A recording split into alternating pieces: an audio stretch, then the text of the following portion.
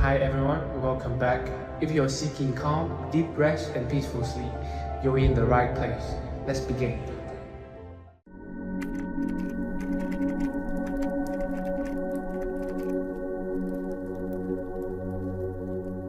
Welcome, friend, to another journey together.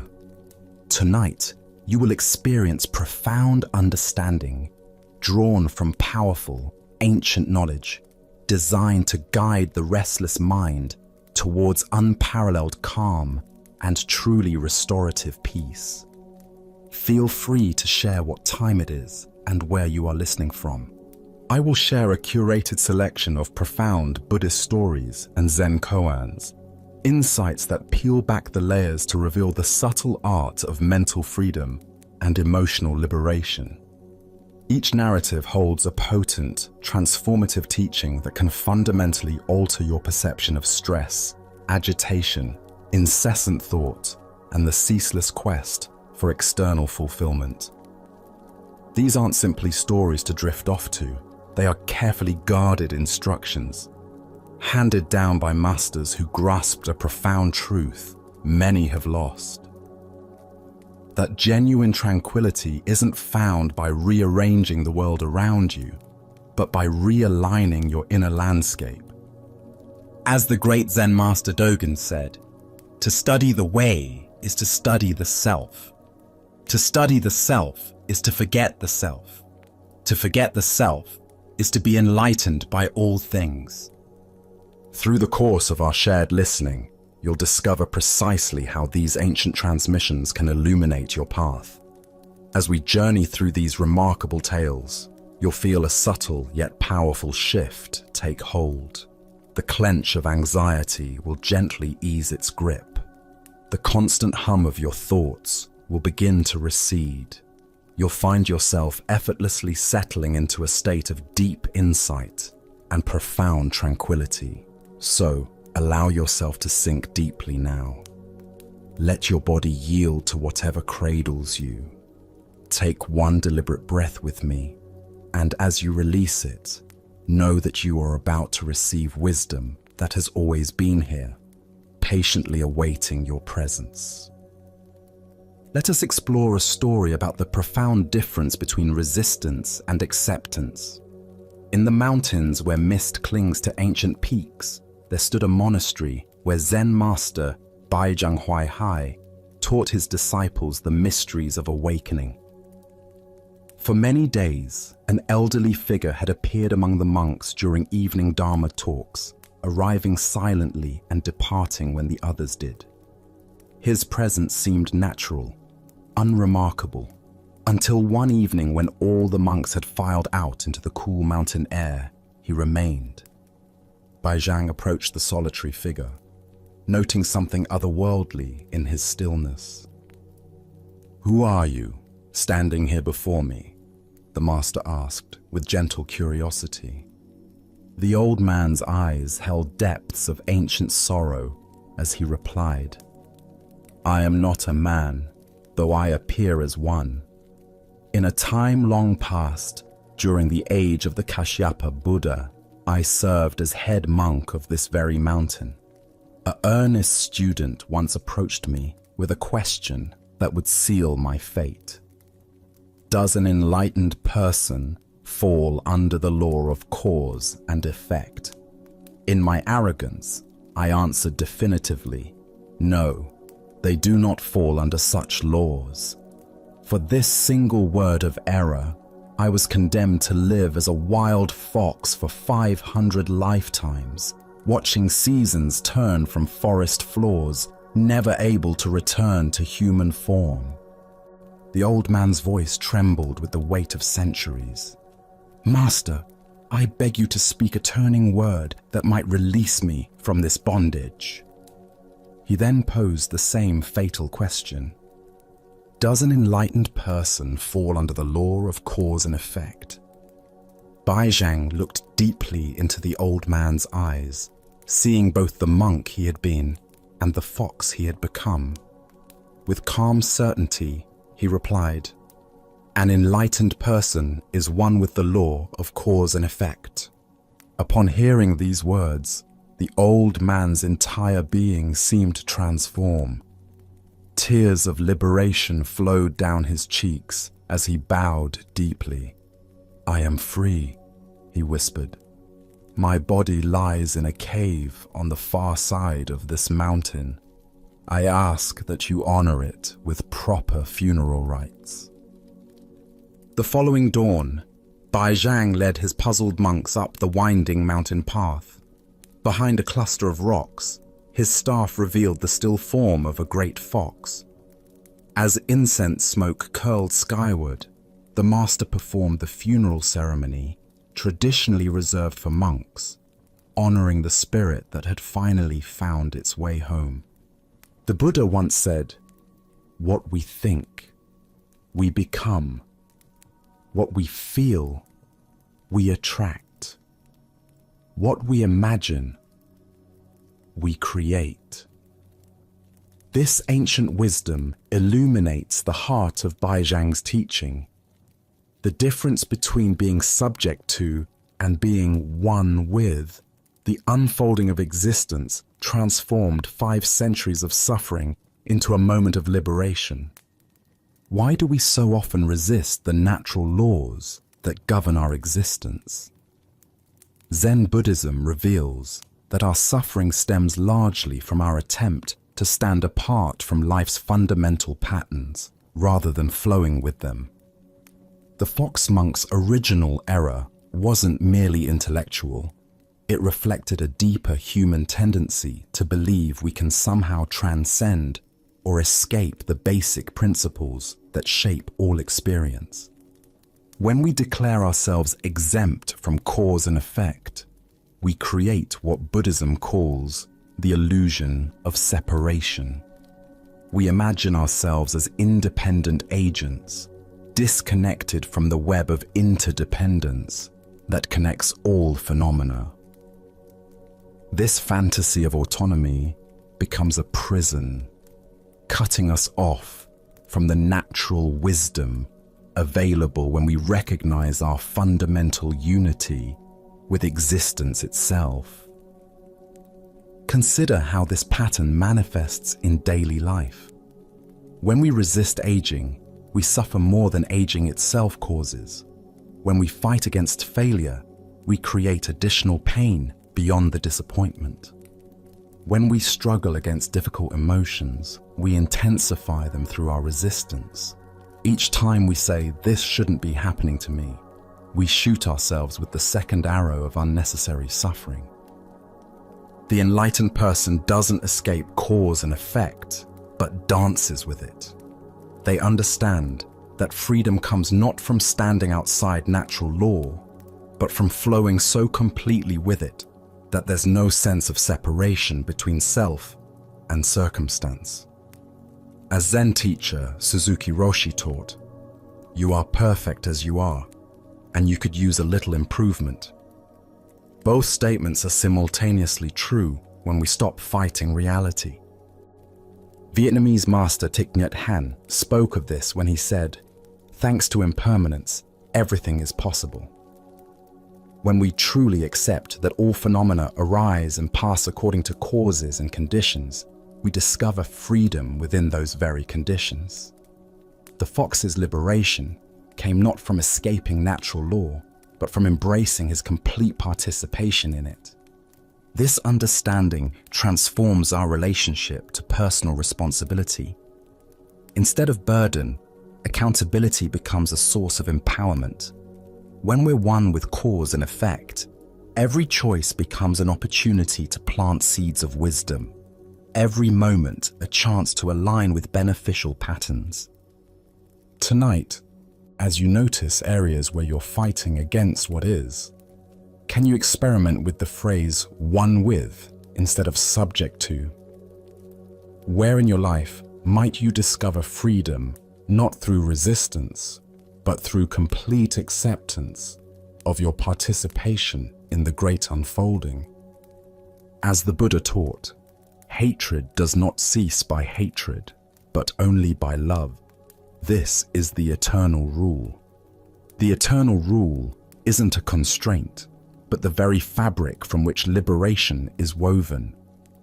As we continue our journey through the wisdom of Zen Buddhism, let us turn to a story about perceiving beauty within loss.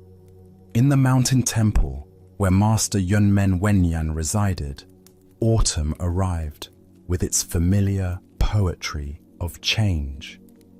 The ancient maples that had shaded the meditation halls through summer's heat now displayed their magnificent transformation, golden and crimson leaves dancing in the crisp air. A young monk, his heart heavy with the melancholy that often accompanies seasonal transition, sought out his teacher. The beauty of autumn stirred something sorrowful within him, a recognition of life's fleeting nature that he found difficult to bear. The falling leaves seemed to whisper of his own mortality, of all the losses he would inevitably face. Finding Master Yunmen sweeping the temple courtyard, the monk approached with his burden of questions. "Master," he began, his voice carrying the weight of contemplation, "when the tree withers and the leaves fall, what is really happening? I look at this beauty and feel only sadness. Why does nature's splendor remind me so powerfully of ending and decay?" The master paused in his sweeping, a gentle smile playing at the corners of his mouth.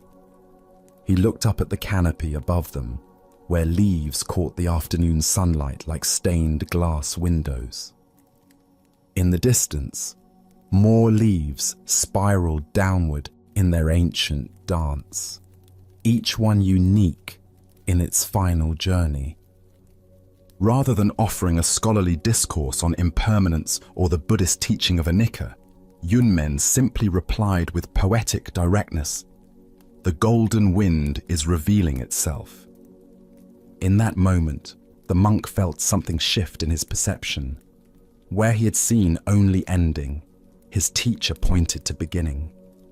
Where he had noticed only death, Yunmen revealed life expressing itself in yet another form.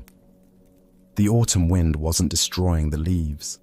It was the season's own nature, manifesting perfectly, completely, without apology. Buddha's wisdom reminds us, the past is gone, the future is not yet here, and life can only be found in the present moment.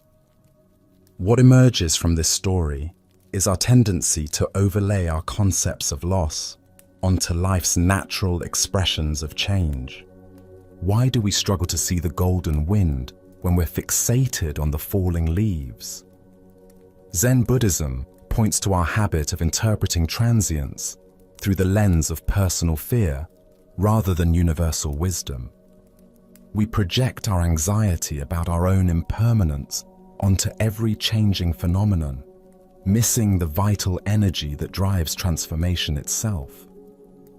Our minds, trained to seek permanence in an impermanent world, automatically categorize change as threat. When leaves fall, we see death approaching. When relationships evolve, we fear abandonment. When our bodies age, we experience only decline. This mental conditioning blinds us to what Yunmen called the golden wind, the dynamic force of life expressing itself through every transformation. But what if autumn isn't about ending, but about culmination? What if the falling leaves represent not death, but the tree's ultimate gift, returning nutrients to the soil that will nourish future growth? The golden wind reveals that what appears to be loss is actually life's generous circulation of energy from one form to another.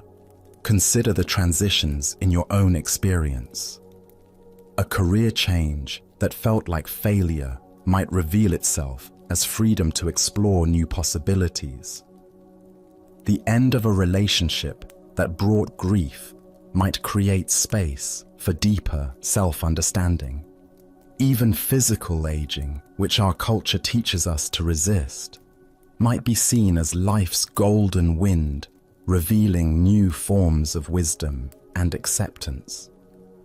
Zen master Dogen taught, "To study the Buddha way is to study the self. To study the self is to forget the self. When we forget our small, fearful self that clings to unchanging forms, we recognize ourselves as expressions of the same golden wind that moves through all phenomena. We're not separate observers watching life decay. We're life itself, dancing through countless transformations." This recognition transforms grief into gratitude. The leaves don't fall reluctantly, they release with perfect timing, each one a small celebration of completion. When we align with this natural rhythm, our own changes become less fearsome and more graceful. Vietnamese teacher Thich Nhat Hanh reminds us, thanks to impermanence, everything is possible. The golden wind that releases autumn's leaves also brings spring's blossoms. The same force that ages our bodies also deepens our capacity for wisdom and compassion. Tonight, as you observe changes occurring in your life or the world around you, can you look for the golden wind within apparent endings? Perhaps you'll notice new possibilities emerging from old forms, or recognize your own participation in life's endless creativity. The Buddha taught, "All conditioned things are impermanent. Work out your salvation with diligence." The golden wind isn't something to be grasped or resisted, but recognized as the very medium through which awakening occurs. Our next story reveals the profound teaching that exists beyond the boundaries of words and concepts. In the monastery where Zen master Mazu Daoyi lived and taught, unconventional wisdom flowed like mountain streams, sudden, direct, and impossible to capture in containers of ordinary understanding. One morning, as mist still clung to the temple eaves, an earnest young monk approached the master with the burning question that had consumed his meditation practice. He had studied texts, memorized sutras, and analyzed commentaries, yet felt no closer to truth. Bowing respectfully before Mazu, he asked with genuine yearning, "Master, what is the essence of the Buddha's teaching? I have searched through volumes of scripture, but the words seem to obscure rather than illuminate. Please, show me the heart of the Dharma."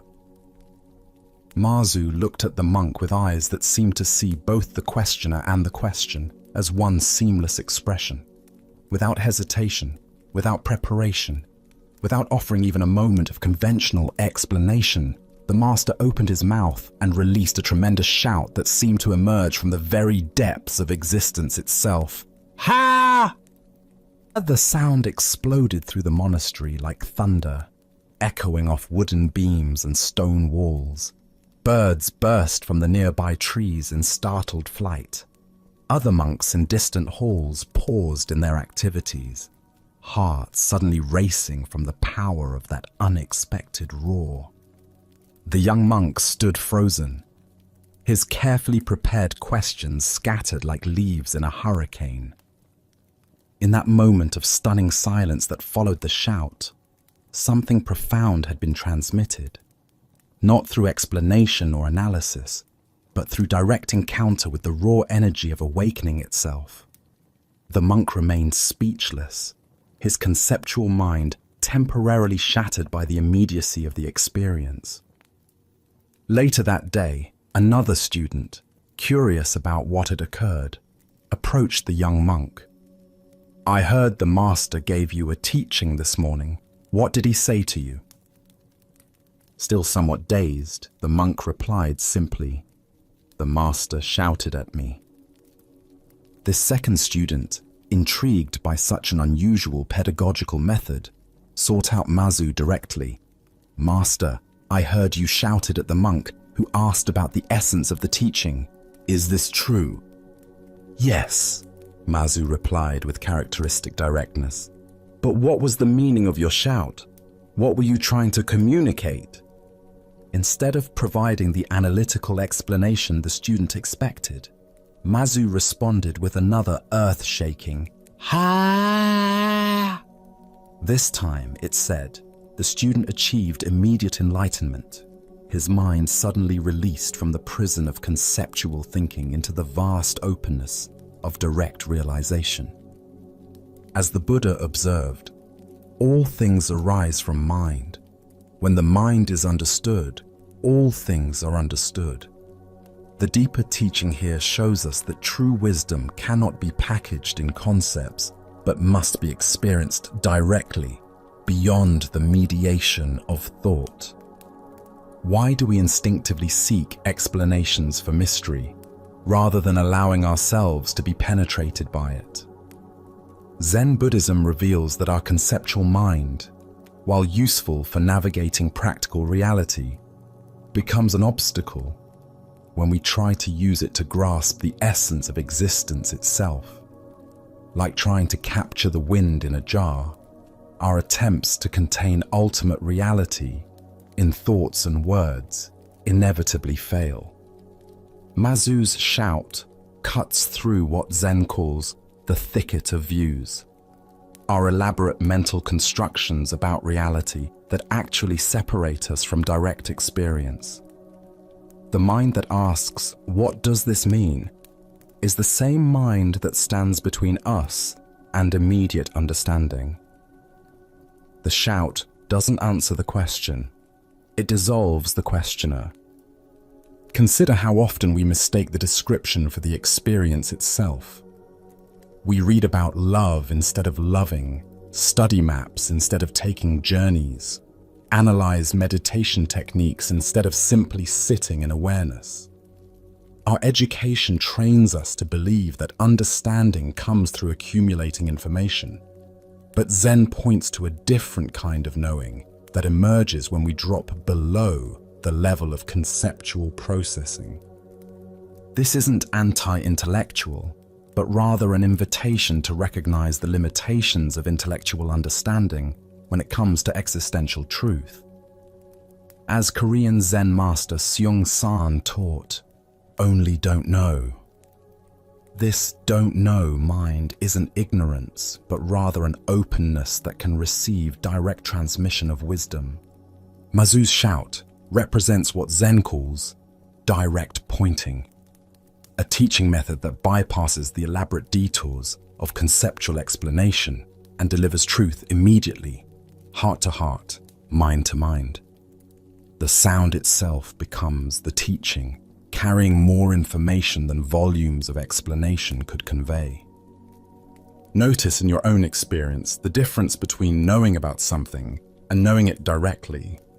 You can study descriptions of chocolate for years, but the first taste delivers understanding that no amount of analysis could provide. Similarly, the essence of Buddha's teaching isn't contained in scriptures, but in the direct recognition of your own true nature. 20th century teacher Jiddu Krishnamurti expressed this when he said, "Truth is a pathless land." The pathless land can't be reached through maps and directions, but only through the willingness to step beyond the known into direct encounter with what is. Tonight, as thoughts about the meaning of your experiences arise, can you experiment with Mazu's approach? Instead of analyzing what your life means, can you simply shout "Ha!" and feel the aliveness that exists prior to interpretation? The Buddha taught, "Be a lamp unto yourself." The lamp illuminates not through explanation, but through its own luminous nature. Sometimes the most profound teaching is a wordless shout that shatters our assumptions and reveals the brilliant obviousness we've been overlooking. Let us now turn to a tale about the difference between collecting wisdom and embodying it. In the time when Master Foyan taught in the ancient mountains of China, students would journey great distances, carrying bundles of sutras and minds stuffed with spiritual concepts. They arrived like merchants, with carts full of precious goods, eager to add to their collections of sacred knowledge.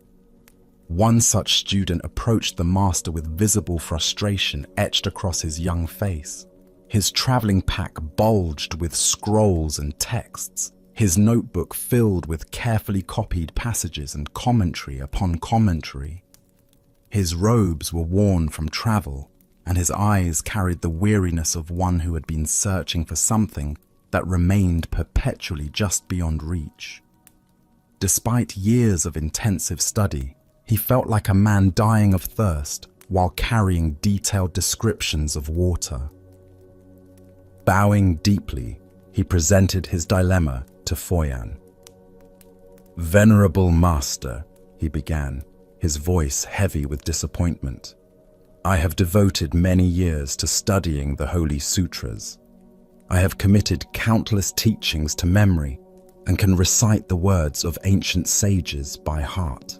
I know the Lotus Sutra, the Diamond Sutra, the Heart Sutra.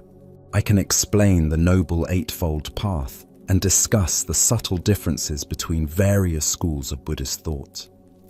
Yet despite all this learning, I feel no closer to enlightenment. My mind churns constantly with concepts and doctrines, but wisdom remains as elusive as morning mist." Foyan listened with the patient attention of one who had heard this particular suffering many times before. He observed how the student's very posture conveyed the weight of accumulated knowledge. Shoulders slightly bent, as if carrying an invisible library. Eyes that darted constantly, as if cross-referencing every moment against remembered texts. When the student finished speaking, the master smiled with gentle understanding. "You are like a man who possesses the most detailed map of a great treasure," he replied. "You can describe every landmark on that map with perfect accuracy, every river crossing, every mountain pass, every dangerous ravine, every cave where the treasure might be hidden. You know the terrain better than those who drew the map. You could guide others through the geography with your eyes closed. Yet notice this, you have no dust on your sandals." The student looked down at his spotless feet, beginning to grasp the master's meaning. His sandals were indeed clean, unmarked by the rough stones and muddy paths that would soil the feet of an actual traveler. Foyan continued, "Your knowledge is vast and precise, but it remains completely theoretical. You have never taken a single step on the actual path toward the treasure you claim to seek. You are like a person who studies swimming techniques in great detail, but has never gotten wet, or someone who memorizes recipes, but has never lit a cooking fire." The implications of this teaching began to dawn on the student, but his habitual patterns of thinking immediately reasserted themselves. "So then, Master, should I abandon the sutras entirely? Should I discard all this learning that has consumed my years?" "No," Foyan replied with a slight shake of his head. "You should not discard the sutras. Instead, you should allow the sutras to discard you. When you walk, simply walk without carrying the burden of how the Buddha described proper walking meditation.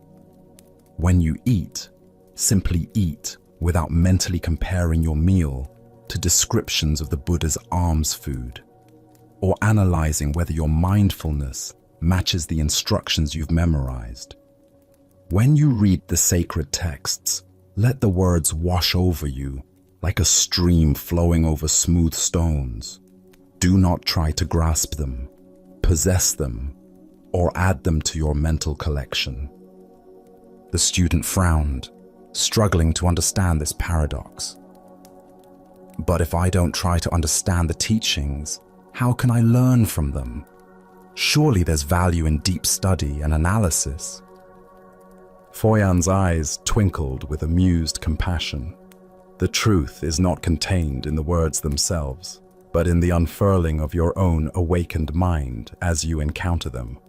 A sutra is like moonlight reflecting on water.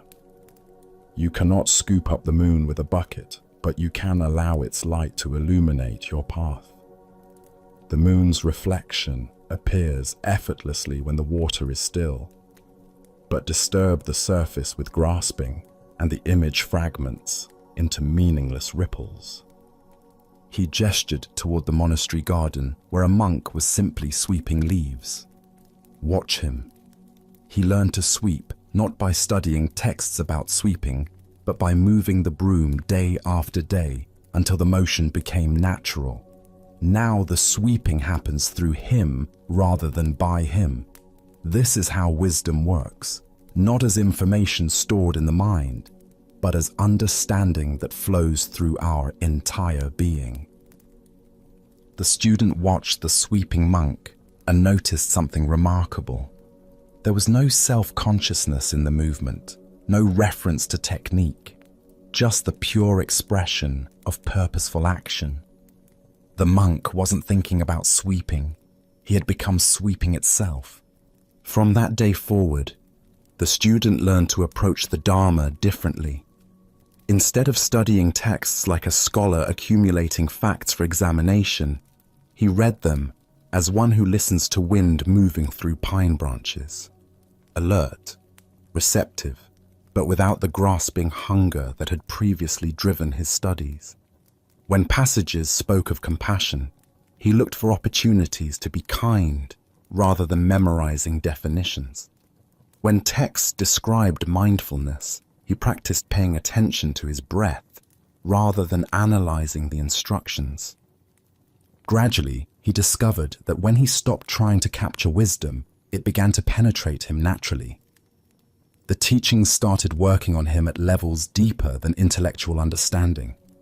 His movements became more graceful, his speech more considered, his presence more peaceful, not because he was following rules, but because the spirit of the teachings had taken root in his actual experience. Buddha spoke of this when he said, "Thousands of candles can be lighted from a single candle, and the life of the candle will not be shortened. Happiness never decreases by being shared." This tale unveils the difference between hoarding spiritual information and allowing wisdom to flow through us into living expression. Why do we so often mistake the accumulation of spiritual knowledge for spiritual development itself? Zen Buddhism points to our deep-seated belief that more information equals greater understanding. This consumer mentality, which serves us well in material matters, becomes a trap when applied to inner transformation. We collect teachings like souvenirs, building impressive libraries of concepts while remaining fundamentally unchanged by what we've gathered. Our culture reinforces this pattern relentlessly. We measure intelligence by information retention, success by accumulated expertise, and progress by visible achievement. When we bring this same framework to spiritual development, we unconsciously treat wisdom like any other commodity to be acquired, stored, and displayed. We become spiritual consumers rather than spiritual practitioners. The student's dilemma reflects a common spiritual pitfall, what Zen calls Zen sickness, the condition of being so full of spiritual concepts that there's no room for actual experience. We become like people describing the taste of water while dying of thirst, or experts on swimming who've never gotten wet. Our minds become cluttered storage units filled with unused tools for transformation. This pattern manifests everywhere in modern life, not just in formal spiritual study.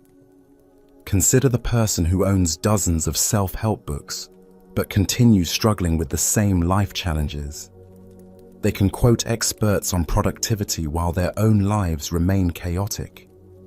They know the latest research on happiness while feeling persistently unsatisfied. They've memorized relationship advice while their own connections suffer from neglect.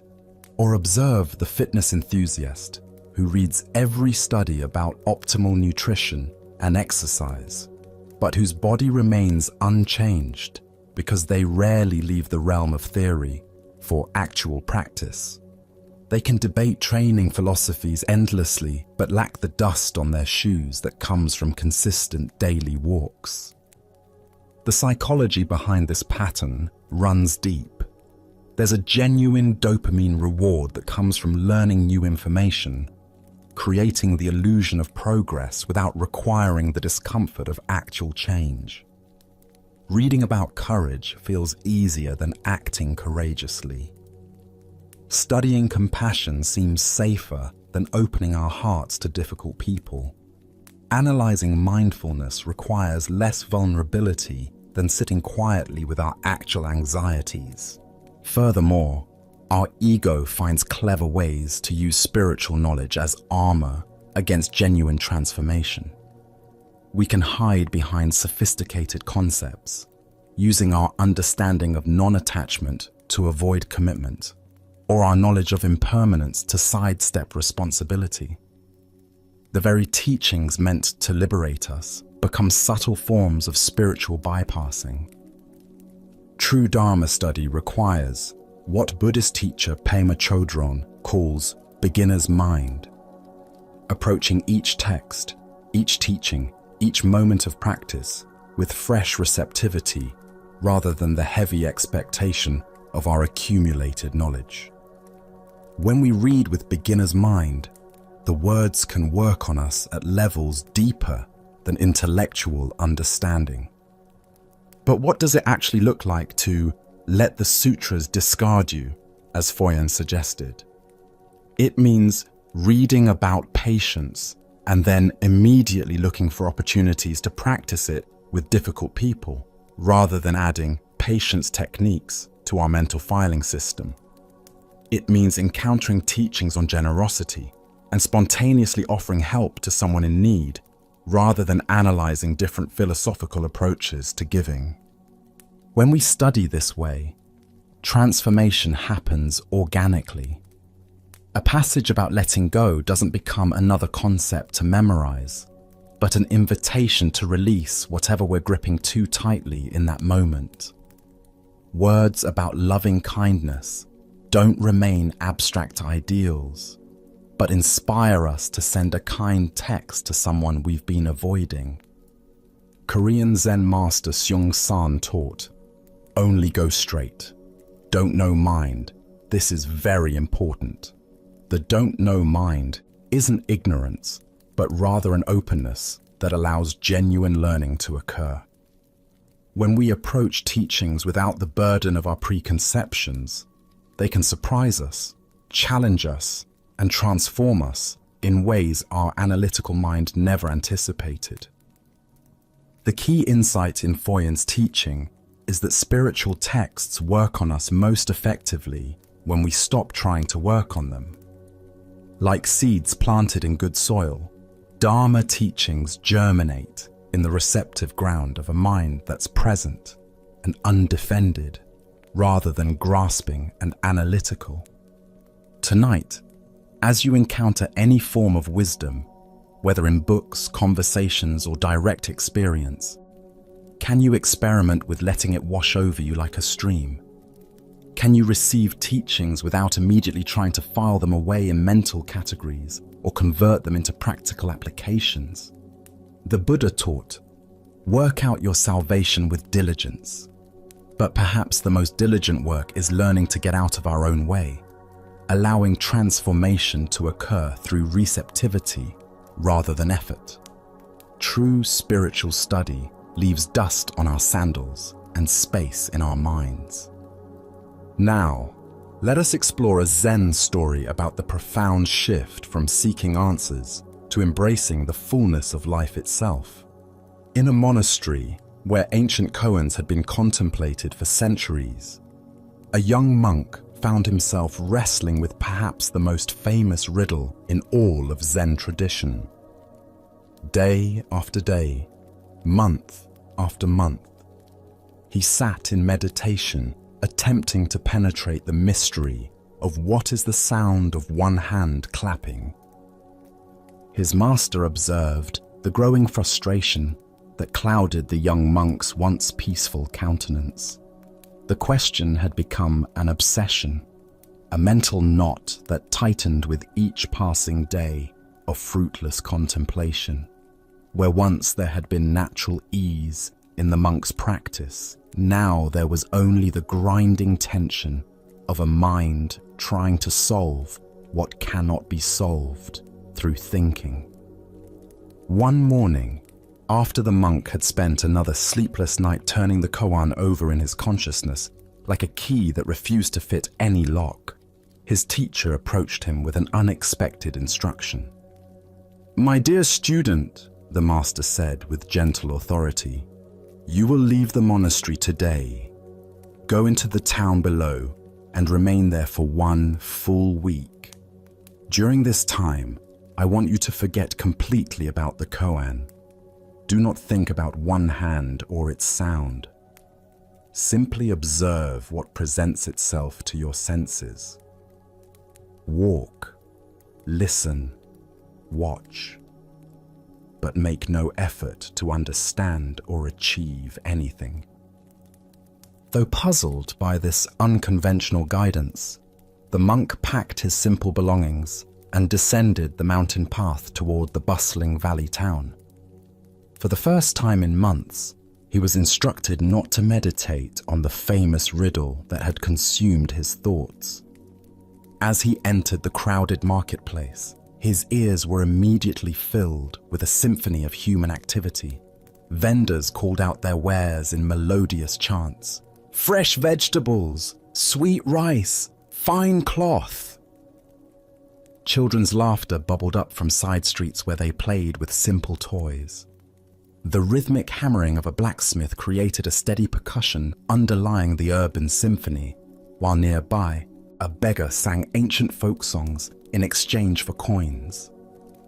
Day by day, the monk wandered through this vibrant human landscape without agenda. He witnessed heated arguments between merchants and tender moments of kindness between strangers. He observed the hurried pace of those rushing to appointments and the leisurely gait of elders who had learned to savor time itself. He felt the warmth of afternoon sun on his shoulders and the weariness that accumulated in his legs from hours of walking on cobblestone streets. Gradually, something began to shift in his perception. Without the pressure of seeking the answer to his koan, his awareness became more spacious, more receptive to the texture of immediate experience.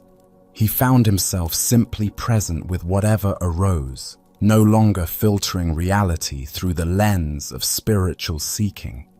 When the week concluded and he returned to the monastery, his master immediately noticed the change in his demeanor.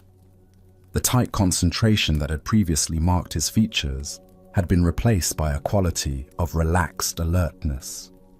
"Tell me," the master asked, "did you discover the sound of one hand during your time in the world?" The monk was silent for a long moment, not searching for the right answer, but allowing his direct experience to find expression. Finally, he spoke with quiet certainty. "The sound of one hand is the joy in the rice seller's voice when he makes a sale. It is the perfect silence that exists between the blacksmith's hammer strikes. It is the warmth of sunlight touching my face and the honest tiredness that comes from walking many miles. The sound of one hand is not separate from the world. It is the world itself expressing its own nature." His master smiled with deep satisfaction. The young monk had finally stopped listening for something and had begun hearing everything. Ancient Buddhist wisdom tells us, when you realize how perfect everything is, you will tilt your head back and laugh at the sky. Here we discover that the deepest spiritual insights come not from intense seeking, but from the willingness to be fully present with ordinary experience. Why do we imagine that profound realization requires extraordinary circumstances? Zen Buddhism reveals that our very searching often becomes the obstacle to finding what we seek. Like someone frantically looking for glasses that are already resting on their nose, we exhaust ourselves pursuing what is immediately available in each moment. The monk's breakthrough illustrates what Zen teachers call ordinary mind is the way. The sound of one hand isn't a mystical phenomenon requiring special states of consciousness to perceive. It's the constant expression of life itself, audible to anyone willing to listen without the filter of expectation or the burden of spiritual ambition. Consider how this pattern appears in our own seeking. We meditate to achieve peace, while peace exists in the simple act of breathing. We study wisdom teachings to understand our true nature, while our true nature is the one who studies. We practice mindfulness to become present, while presence is what allows us to practice. The very effort to attain what we already possess creates the illusion of separation from it. The marketplace becomes the perfect classroom precisely because it's not trying to be spiritual. The vendor's cry, the child's laughter, the blacksmith's rhythm, each is completely itself without pretense or performance. They demonstrate what Zen calls suchness, the quality of being perfectly, unself-consciously what one is. Zen master Huang Po taught, "The foolish reject what they see, not what they think. The wise reject what they think, not what they see." When the monk stopped thinking about one hand and began seeing with fresh eyes, the sound revealed itself as the entire symphony of existence happening effortlessly around him. This doesn't diminish the value of formal practice, but rather illuminates its purpose. Meditation, study, and contemplation serve not to create special states, but to remove the mental static that prevents us from recognizing what has always been present. Like polishing a mirror, practice clears away the accumulation of conceptual dust that obscures our natural capacity for direct perception. The sound of one hand in your own life might be the satisfaction in your morning coffee, the efficiency of your breathing during exercise, the contentment in your pet's sleeping presence, or the simple miracle of consciousness itself, reading these words. These aren't consolation prizes for failing to achieve enlightenment. They are enlightenment expressing itself through the particular circumstances of your existence.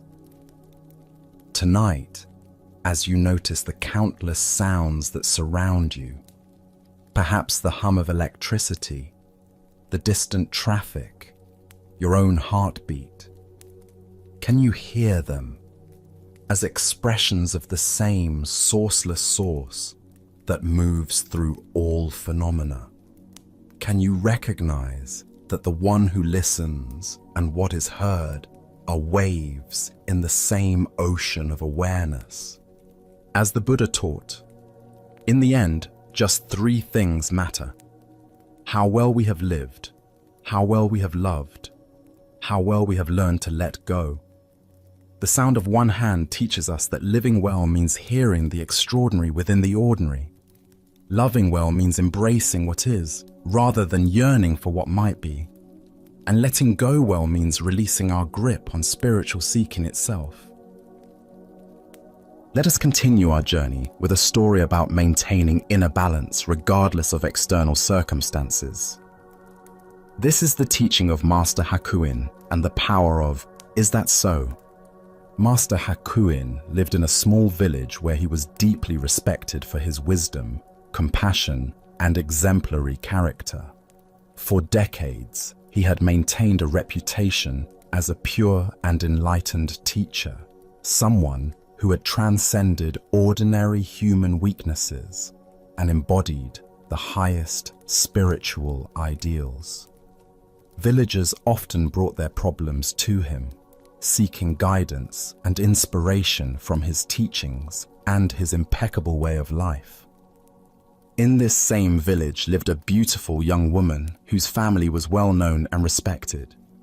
When she became pregnant outside of marriage, her condition caused a scandal that rippled through the tight-knit community. Her parents were furious and demanded to know who was responsible for bringing such shame upon their family. At first, the young woman refused to reveal the father's identity. She was protecting someone she loved, someone whose reputation and future would be destroyed if the truth came out. But as her parents' anger intensified and the pressure became unbearable, she made a desperate decision. In a moment of panic and confusion, she pointed to the one person she thought could weather this storm better than her actual lover, the respected Master Hakuin. When her outraged parents confronted the Zen master with their daughter's accusation, they expected protests of innocence, explanations, or at least some expression of shock at being falsely accused. Instead, Hakuin listened calmly to their angry words and simply replied, "Is that so?" His response only seemed to confirm their worst suspicions. Surely an innocent man would defend himself more vigorously. The scandal exploded throughout the village.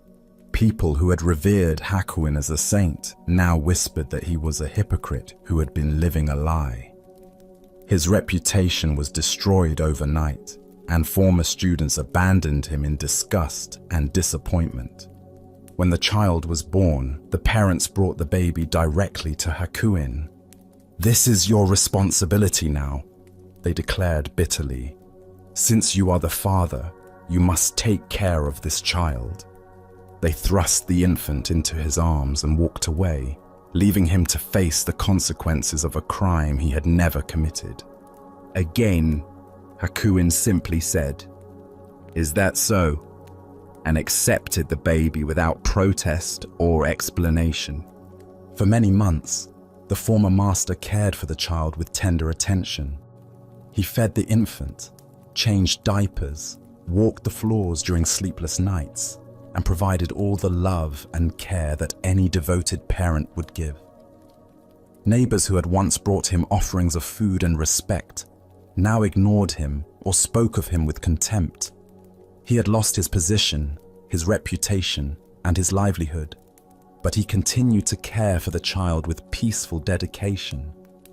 Meanwhile, the young woman struggled with the weight of her lie. Watching the revered teacher suffer for her deception while caring lovingly for a child that wasn't his became unbearable. The guilt consumed her until she could no longer live with what she had done. Finally, she confessed the truth to her parents.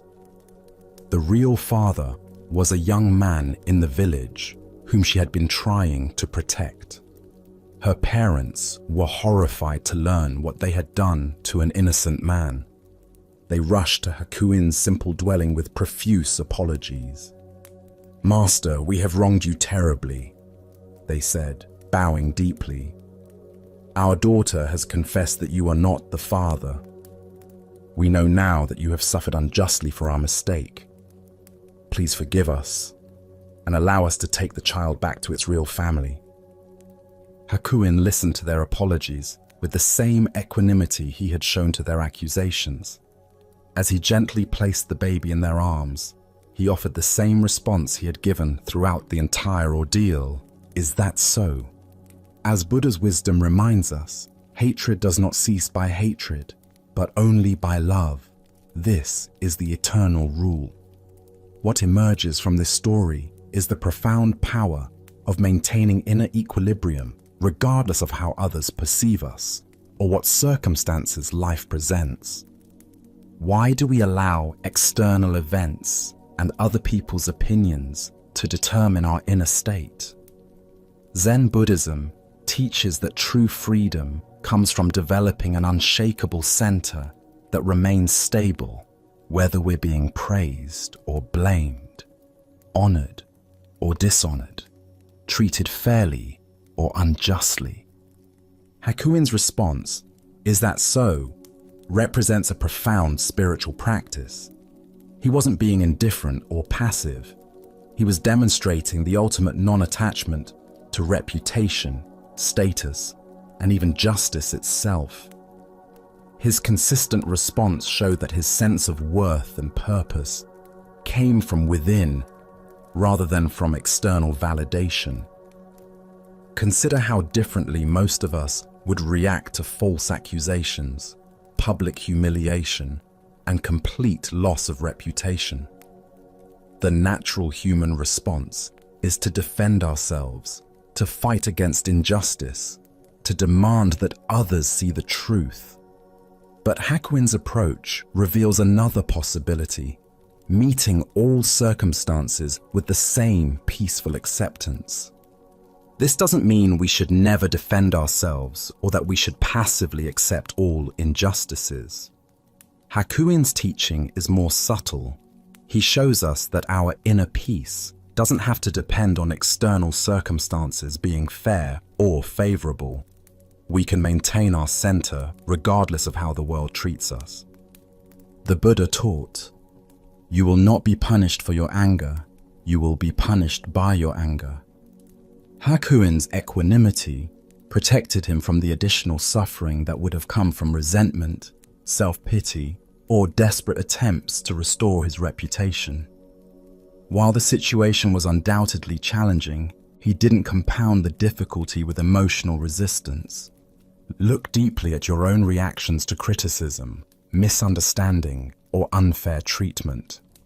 How much of your suffering comes from the actual events, and how much comes from your mental and emotional responses to those events? Hakuin's example suggests that we have far more control over the second source of suffering than the first. Tonight, as you encounter whatever judgments, misunderstandings, or unfair treatments life may bring, can you remember Master Hakuin's peaceful, "Is that so?" Can you find the space between what happens to you and how you respond, discovering that your inner peace need not be held hostage by external circumstances? Buddha's wisdom teaches us, peace comes from within. Do not seek it without. True spiritual development isn't measured by how well life treats us, but by how gracefully we can meet whatever life brings, maintaining our compassion, dignity, and inner tranquility, regardless of whether the world recognizes our worth or understands our true nature. Now, let us experience a Zen story about the unexpected nature of enlightenment. This is the Kitchen Monk's realization. In the serene mountains surrounding Lake Hakone stood a great monastery known throughout Japan for its rigorous practice and deep wisdom. Among the monks lived a humble man named Ichi, whose life would teach us about the profound difference between seeking and finding. For 55 years, Ichi had labored faithfully in the monastery kitchen, while other monks sat in formal meditation or engaged in scholarly debates. Ichi chopped vegetables, tended fires, and prepared meals with quiet dedication. His hands had grown permanently stained, his back bent from years of service, yet he approached each task with careful attention. But Ichi carried a heavy burden. Since his earliest days, he had been assigned a koan, one of those paradoxical questions that Zen masters use to crack open the thinking mind. His was the famous puzzle: what is the sound of one hand clapping? Day after day, year after year, he wrestled with this question, trying to solve it through logic, intuition, every approach his mind could devise. As decades passed, Ichi began to see himself as a failure. While other monks seemed to progress, receiving new koans or achieving insights their teachers acknowledged, Ichi remained stuck with his unsolved puzzle. He watched younger monks arrive and eventually surpass him in status and recognition. 55 years, he would whisper while stirring soup. 55 years, and still I cannot hear what one hand sounds like when it claps. The question haunted him through every chore, every quiet moment, every season of his long service. Now, as his body grew frail, Ichi knew his time was approaching its end. He had been moved to a small attic room where he could rest away from daily bustle. As he lay there, in the gathering twilight of his life, something unexpected began to happen. Gradually, the familiar weight of striving began to lift from his chest. The desperate need to solve his koan, the shame of perceived failure, the constant reaching for enlightenment, all of it slowly dissolved like mist at sunrise. Gone was the fierce desire for awakening that had driven him for decades. In place of all that seeking, Ichi discovered something he had never expected, a profound peace that seemed to cradle his entire being. The soft darkness felt not like defeat, but like the gentlest embrace. His breathing slowed, and with it, the churning of thoughts that had occupied his mind for so many years. It was in this exquisite silence, when there remained no more questions nor need for answers, when even the need for breathing seemed to fade into quiet acceptance, that Ichi finally heard it. The whooshing silence of one hand clapping filled his awareness, not as a sound, but as the very nature of existence itself, the sound that had been present all along beneath all the noise of seeking. Buddha spoke of this when he said, "Cease to cherish opinions, and you will achieve enlightenment." Here we discover that enlightenment isn't something we attain through effort, but something we uncover when the effort finally ceases. Why do we struggle so intensely with the very seeking that prevents us from finding what we seek? The mind creates a fundamental split between the seeker and the sought, keeping us perpetually reaching for something we imagine exists elsewhere, in some future moment when we'll finally get it. Ichi's story illuminates what Zen calls beginner's mind, the fresh awareness that exists before we complicate it with goals and achievements. For 55 years, he had sophisticated simple presence into complex spiritual ambition. The more expertly he sought enlightenment, the further he moved from the naturally enlightened awareness that had been with him all along. Consider how often we create this pattern. We complicate natural joy with the pursuit of happiness. We obscure natural love with the search for perfect relationships. We cover natural wisdom with endless accumulation of knowledge. Ichi's realization came not through solving his koan, but through finally letting go of the need to solve it.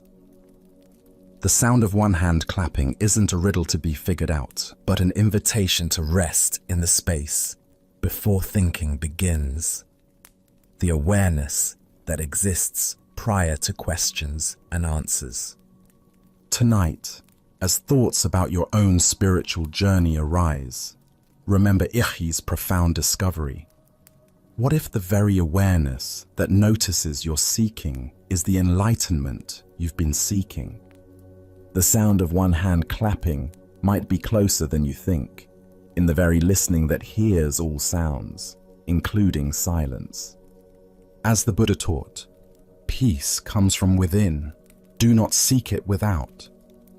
Sometimes the greatest achievement is the willingness to stop achieving and simply rest in what has always been present.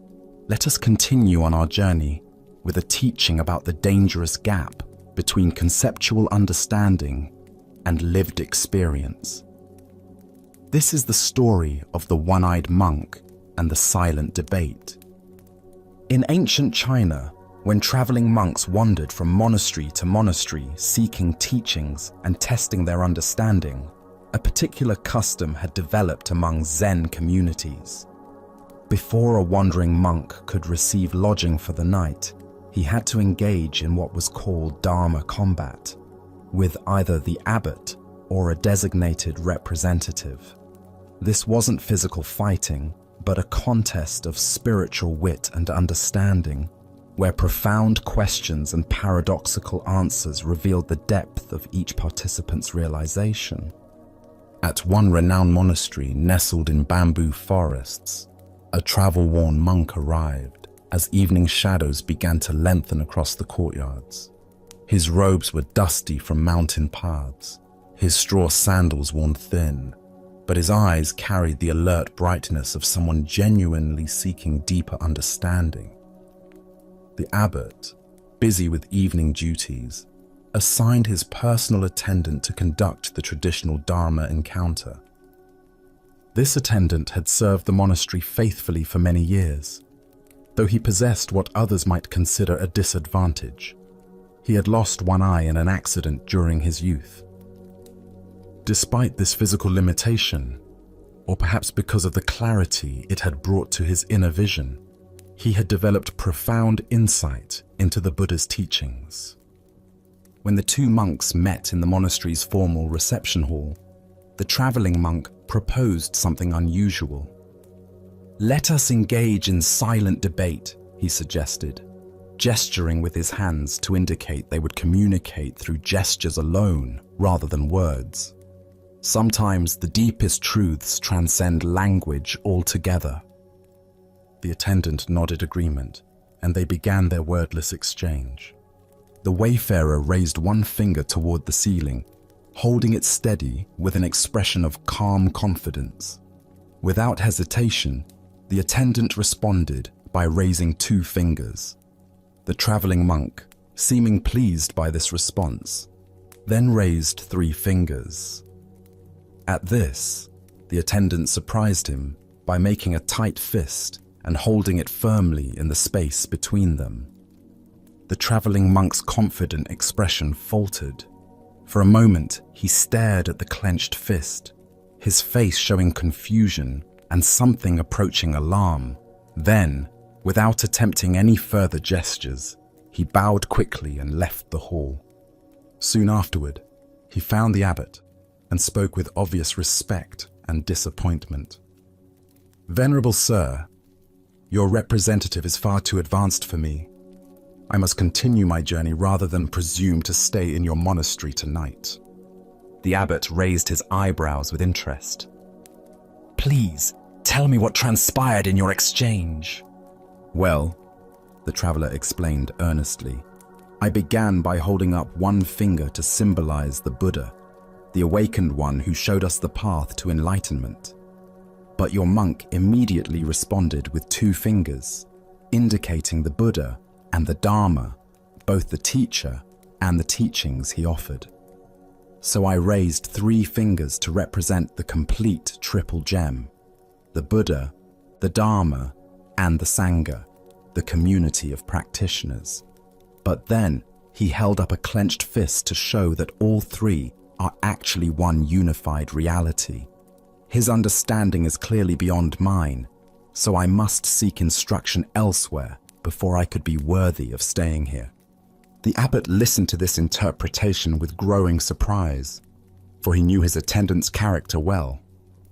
As the traveling monk departed into the gathering dusk, the attendant himself appeared, visibly agitated and breathing hard from running. "Where is that insolent rascal?" he demanded, his single eye blazing with indignation. "I've been looking everywhere for him. The nerve of that man! I've never encountered such rudeness disguised as spiritual inquiry." "What exactly happened?" the abbot asked, genuinely curious now about what had transpired between these 2 very different interpretations of the same event. "First," the attendant explained, his voice rising with remembered offense, "he insulted me by holding up one finger to indicate that I had only one eye.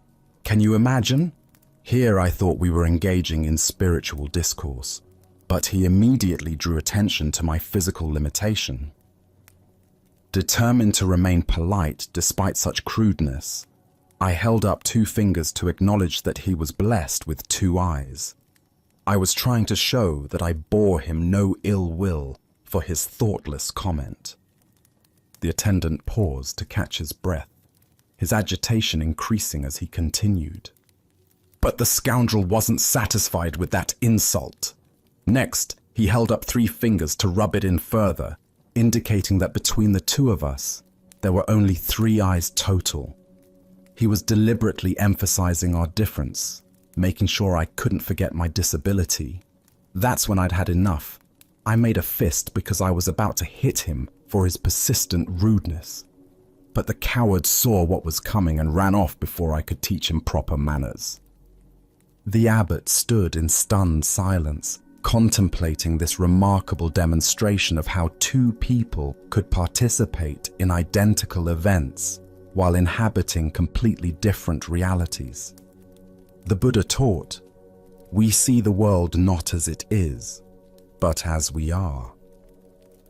This profound truth reveals itself in the complete misunderstanding between our 2 monks, each of whom experienced the exact same gestures while living in entirely different interpretations of reality.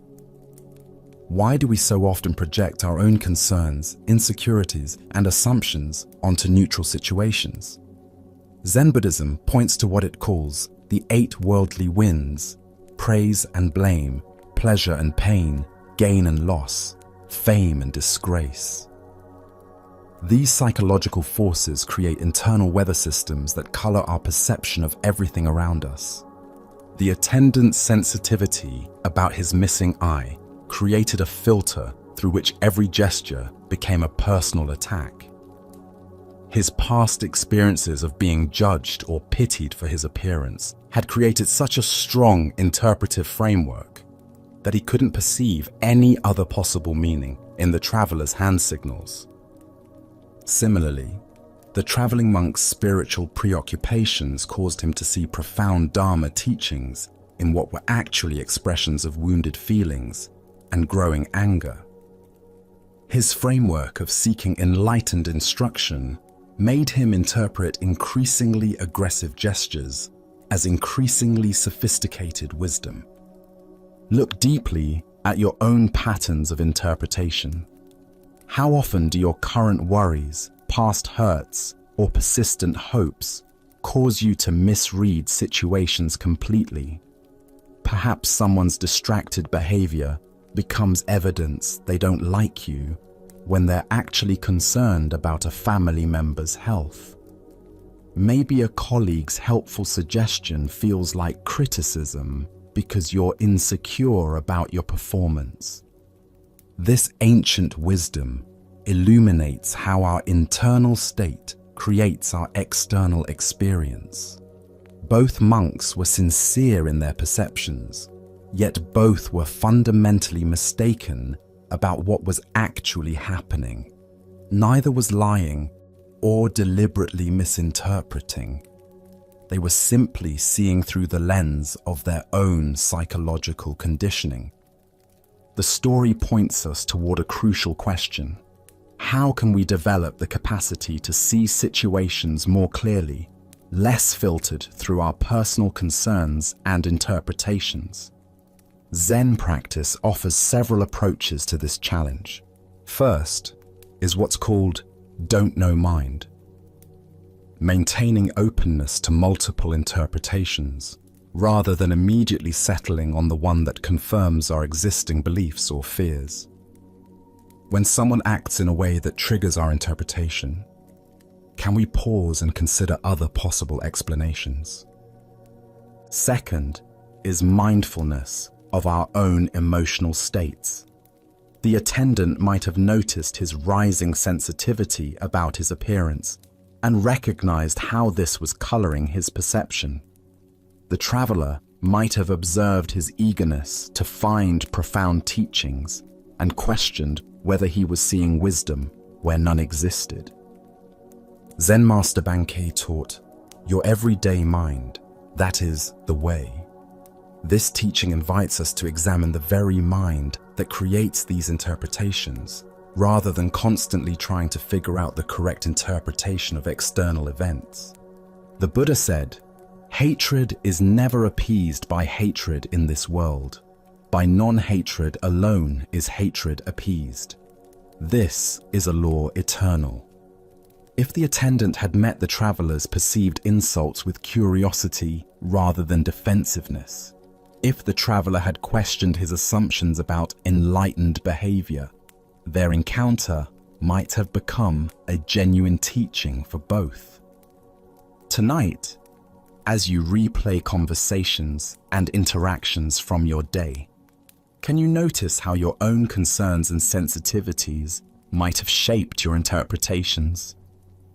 Can you sense the difference between what actually happened and the meaning your mind added to those events? As the Buddha taught, peace comes from within. Do not seek it without. By understanding how our internal weather creates our external storms, we discover the possibility of clear seeing that serves both wisdom and compassion. Now, let us explore a Zen story about the irreplaceable nature of direct spiritual transmission. This is the tale of Bankei and the messenger. In the bustling capital city, where merchants haggled in crowded marketplaces and scholars debated in tea houses, the renowned Zen master Bankei had completed another period of teaching at one of the great temples. Known throughout the region for his profound insight and ability to point students directly toward their Buddha nature, Bankei maintained a simple practice of traveling between temples, offering instruction wherever sincere students gathered. As the master prepared to depart for his next destination, carefully folding his few possessions into a traveling bundle, a well-dressed gentleman approached him with urgent politeness. The man's fine silk robes and careful manner suggested someone accustomed to moving in aristocratic circles, likely a retainer or aide to one of the noble families that supported the temple. "Venerable master," the gentleman said, bowing deeply, "I come with a request from the Baron, a man of great learning and sincere interest in your teachings. He has heard of your wisdom and wishes desperately to meet with you personally, but urgent matters have detained him today. Would you consider postponing your departure by one day so that he might have the honor of studying with you tomorrow?" Bankei, despite his eagerness to reach the next temple where students awaited him, recognized the genuine need in the request. The path of a teacher required flexibility and compassion, even when inconvenient. "Of course," he replied simply, "I shall remain one more day." The master unpacked his bundle and settled back into the temple quarters, spending the evening in quiet meditation and preparation for what he anticipated would be a meaningful encounter with a sincere seeker. He had met many nobles over the years who approached Zen with genuine humility despite their worldly status, and he looked forward to offering whatever guidance might be helpful. The next morning arrived with clear skies and the sound of temple bells calling the community to meditation. Bankei waited in his designated meeting room as the appointed time approached. But instead of the Baron himself, the same well-dressed gentleman appeared again, this time with obvious embarrassment written across his features.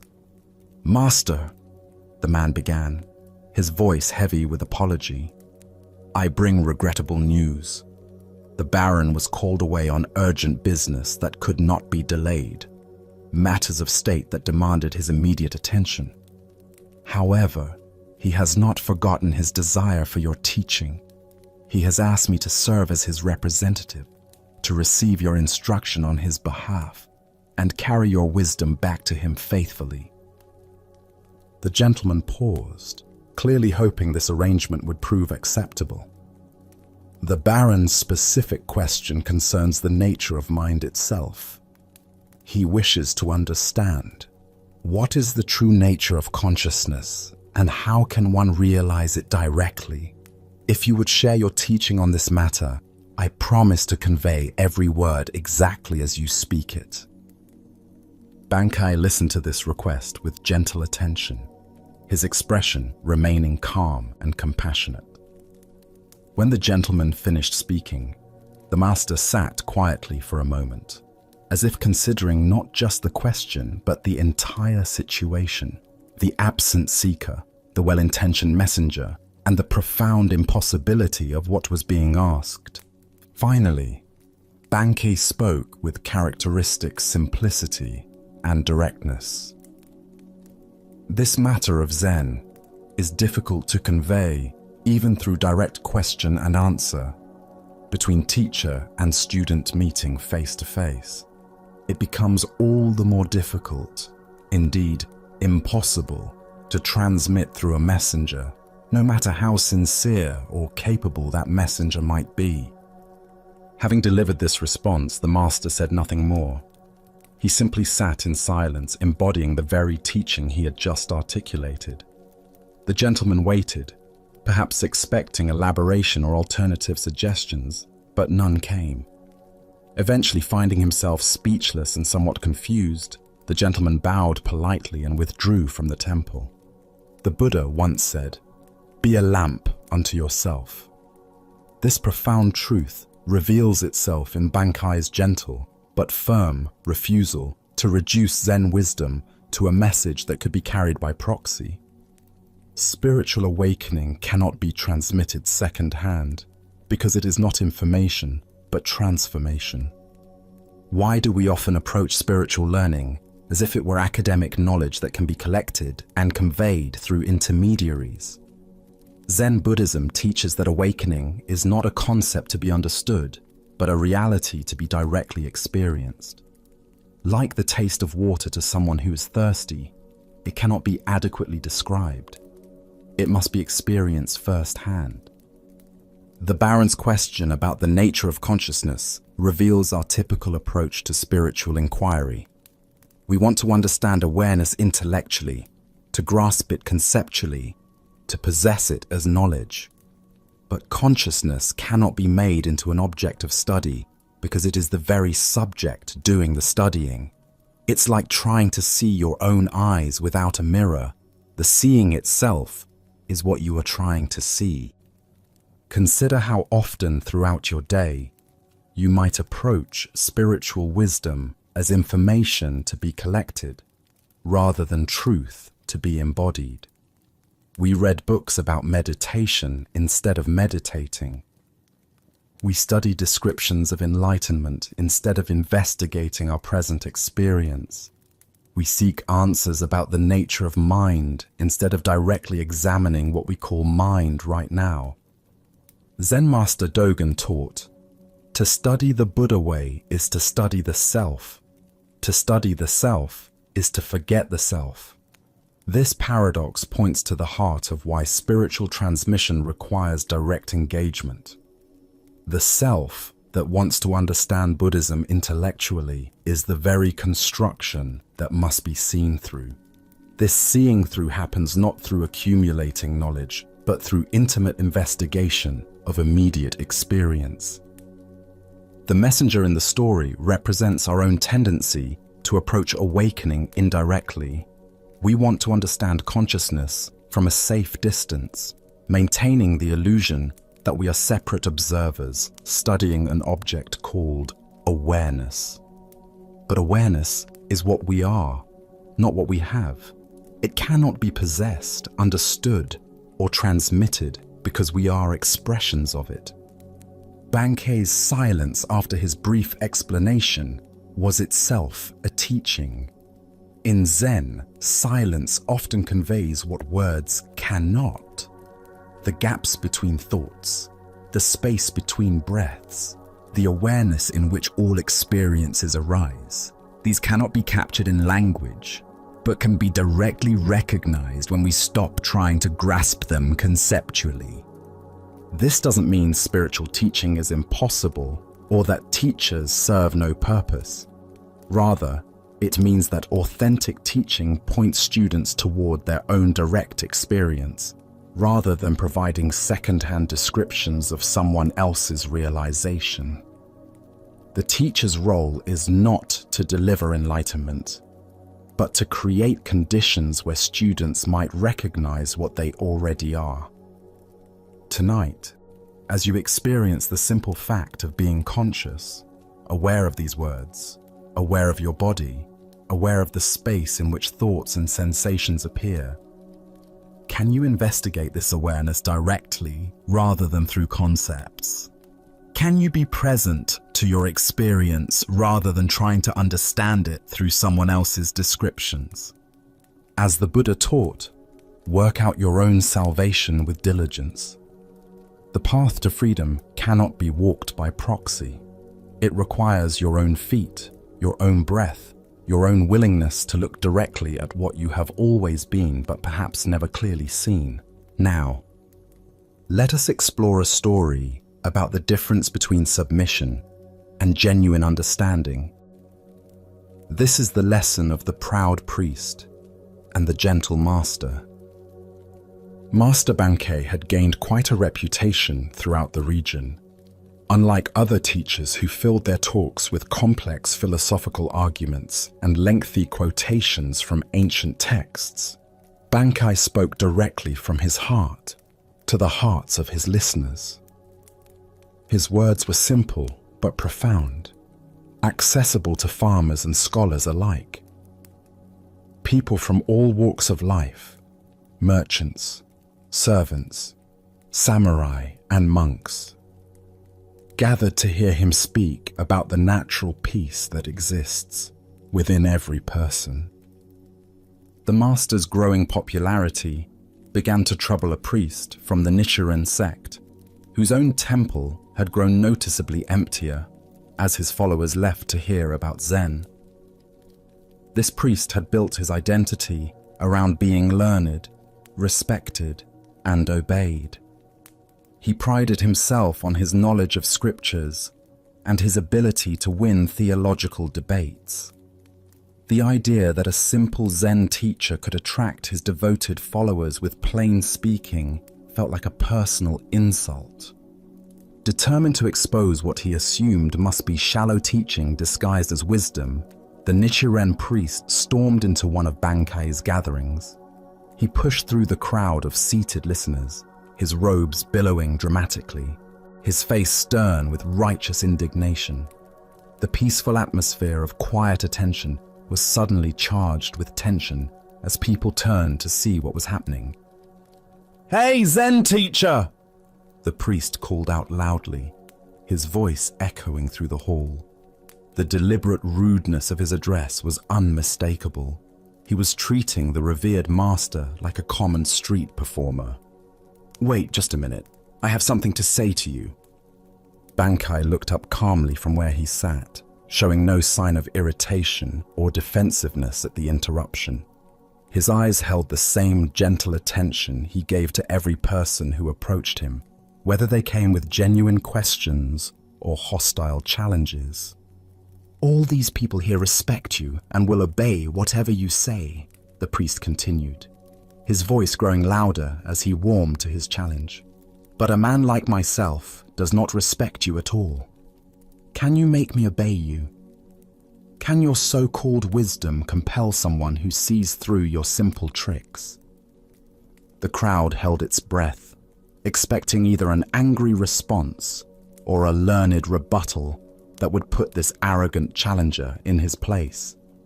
Instead, Bankei smiled with what appeared to be genuine warmth and curiosity. "Please come up beside me," the master said gently, "and I will show you." The priest, feeling triumphant that he had provoked a response and confident in his ability to expose whatever manipulation was about to unfold, proudly pushed his way through the crowd to the front of the hall. He stood beside the master's simple cushion, his chest puffed out with self-importance, ready to demonstrate his independence from this supposed authority. "Thank you," Bankei said with the same gentle smile. "Now we might hear each other better if you come over to my left side. Please step over here." Without thinking, the priest moved to Bankei's left side. It seemed like a reasonable request after all. "Actually, Banki continued thoughtfully. Perhaps we could speak more clearly if you were on my right side instead. Would you mind stepping over there? Again, the priest complied automatically. It was such a small, sensible adjustment that he didn't even notice he was following instructions. Banki's smile deepened, his eyes twinkling with gentle amusement. You see, he observed quietly, you are already obeying me. And I think you are actually a very gentle, cooperative person. Now please sit down and listen to what I have to share. The priest stood frozen, suddenly realizing what had just happened. He had come to demonstrate his independence and superiority, but had instead revealed his natural willingness to respond cooperatively to kind, reasonable requests. His whole argument had dissolved not through force or clever rhetoric, but through his own unconscious behavior. The crowd remained silent, but many people were struggling not to smile. They had witnessed something remarkable, not a defeat or humiliation, but a gentle revelation. The master had shown that true influence comes not from demanding obedience, but from inviting natural cooperation. The priest felt his anger and arrogance melting away, replaced by something he hadn't expected: curiosity. How had this simple man accomplished what felt like magic? How had he transformed a hostile confrontation into a moment of mutual understanding without ever raising his voice or asserting his authority? Still somewhat dazed by the experience, the priest sat down. As Bankai began to speak again, the words seemed to bypass his analytical mind and speak directly to his heart. For the first time in years, he listened not to find flaws or prepare counter-arguments, but simply to hear what was being offered. Buddha's wisdom tells us, true obedience is not blind submission, but conscious harmony. This ancient wisdom illuminates the difference between the compliance that comes from fear or social pressure and the natural cooperation that arises from genuine understanding. Why do we so often confuse authority with authoritarianism, influence with coercion? Zen Buddhism points to our conditioning around power. We assume that getting others to cooperate requires force, manipulation, or the assertion of superiority. But the deepest teaching here shows us that true leadership emerges from understanding human nature, not from overpowering it. The priest came expecting to encounter someone who would try to dominate him because that was the only model of authority he knew, when instead he met someone who simply invited his natural cooperativeness. His entire framework for understanding power and influence was gently challenged. Consider your own experiences with authority. The teachers, bosses, or leaders who most positively influenced your life. Did they command your respect through force, or did they earn it by appealing to your better nature? The difference is profound. Forced compliance creates resentment and resistance, while invited cooperation creates genuine change. In our daily relationships, we often fall into the same trap as the priest. We approach conflicts assuming we need to overpower others to get what we want. We prepare arguments, marshal our defenses, and ready ourselves for battle. But Banki's approach suggests a different possibility.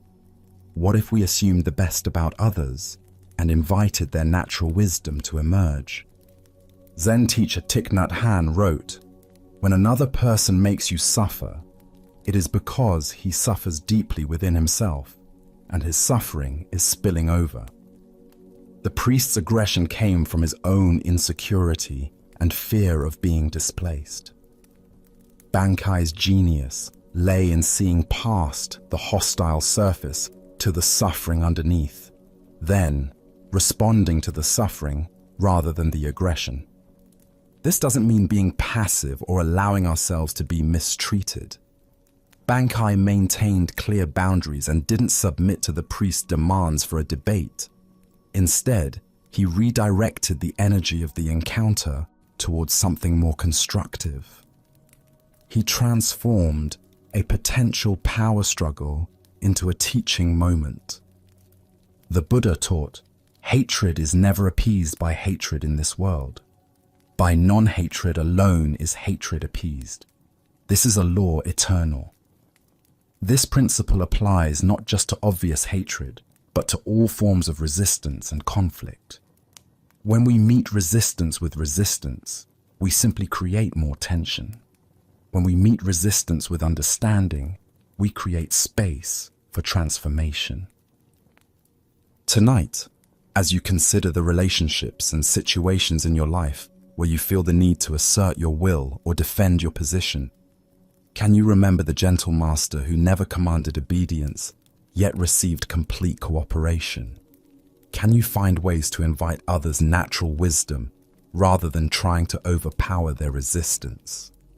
As the Buddha observed, in separateness lies the world's greatest misery. In compassion lies the world's true strength. True authority comes not from the power to make others obey, but from the wisdom to help them discover their own desire to cooperate in creating something beautiful together. Let us keep going on our journey. The following story reveals the difference between helping and holding on. This is the lesson of the two monks and the woman at the river. Two monks were traveling together along a mountain path, making their way to a distant monastery where they planned to continue their studies. Both were dedicated practitioners who had taken strict vows as part of their spiritual training, including a vow to avoid all physical contact with women. This wasn't born from disrespect, but from their understanding that such discipline helped maintain focus on their spiritual development. As they approached a swollen river where the usual bridge had been damaged by recent storms, they encountered a young woman standing uncertainly at the water's edge. The current was strong and treacherous, filled with debris from the mountain runoff, and she was clearly afraid to attempt crossing alone. "Please, honored monks," she called to them, "could one of you help me cross this dangerous water? I'm not strong enough to make it safely on my own." One of the monks immediately tensed, his mind racing through their monastic rules and the potential complications of this situation. Physical contact with women was explicitly forbidden, and he began formulating explanations for why they couldn't help, perhaps suggestions for alternative solutions that wouldn't require breaking their vows. The other monk, however, took one look at the woman's predicament and the genuine danger she faced, and made a different choice. Without hesitation or lengthy deliberation, he walked to her side and gently lifted her onto his shoulders. He carried her carefully across the treacherous current, ensuring her safety with each step, and set her down gently on the far bank. "Thank you so much," she said gratefully, bowing to both monks before continuing on her way. The two monks resumed their journey, but the atmosphere between them had changed dramatically. The first monk walked in increasingly agitated silence, his mind churning with thoughts about what he had witnessed. As the hours passed, his internal tension grew until finally he could no longer contain his distress. "Brother," he burst out, unable to hold his silence any longer, "I cannot understand your behavior back at the river. Our spiritual training explicitly teaches us to avoid any physical contact with women. Yet you picked that woman up onto your shoulders and carried her across the water. How could you so blatantly violate our sacred vows?" His companion looked at him with gentle surprise and responded with perfect simplicity. "Brother, I set her down on the other side of the river hours ago, but you are still carrying her." Buddha's wisdom teaches us, holding on to anger is like grasping a hot coal, with the intent of throwing it at someone else. You are the one who gets burned. This tale unveils the profound difference between compassionate action and mental attachment, between responding to present needs and carrying past events. Why do we often carry situations long after they've ended, replaying scenarios and nursing grievances that only exist in our own minds?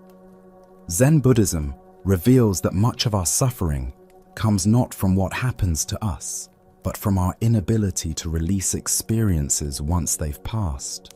The first monk's agitation demonstrates how rigid adherence to rules can sometimes conflict with the compassionate spirit that inspired those rules originally. His fellow monk saw a person in danger and responded with immediate kindness, then completely released the incident. But the first monk carried the event for hours, letting it grow heavier with each step.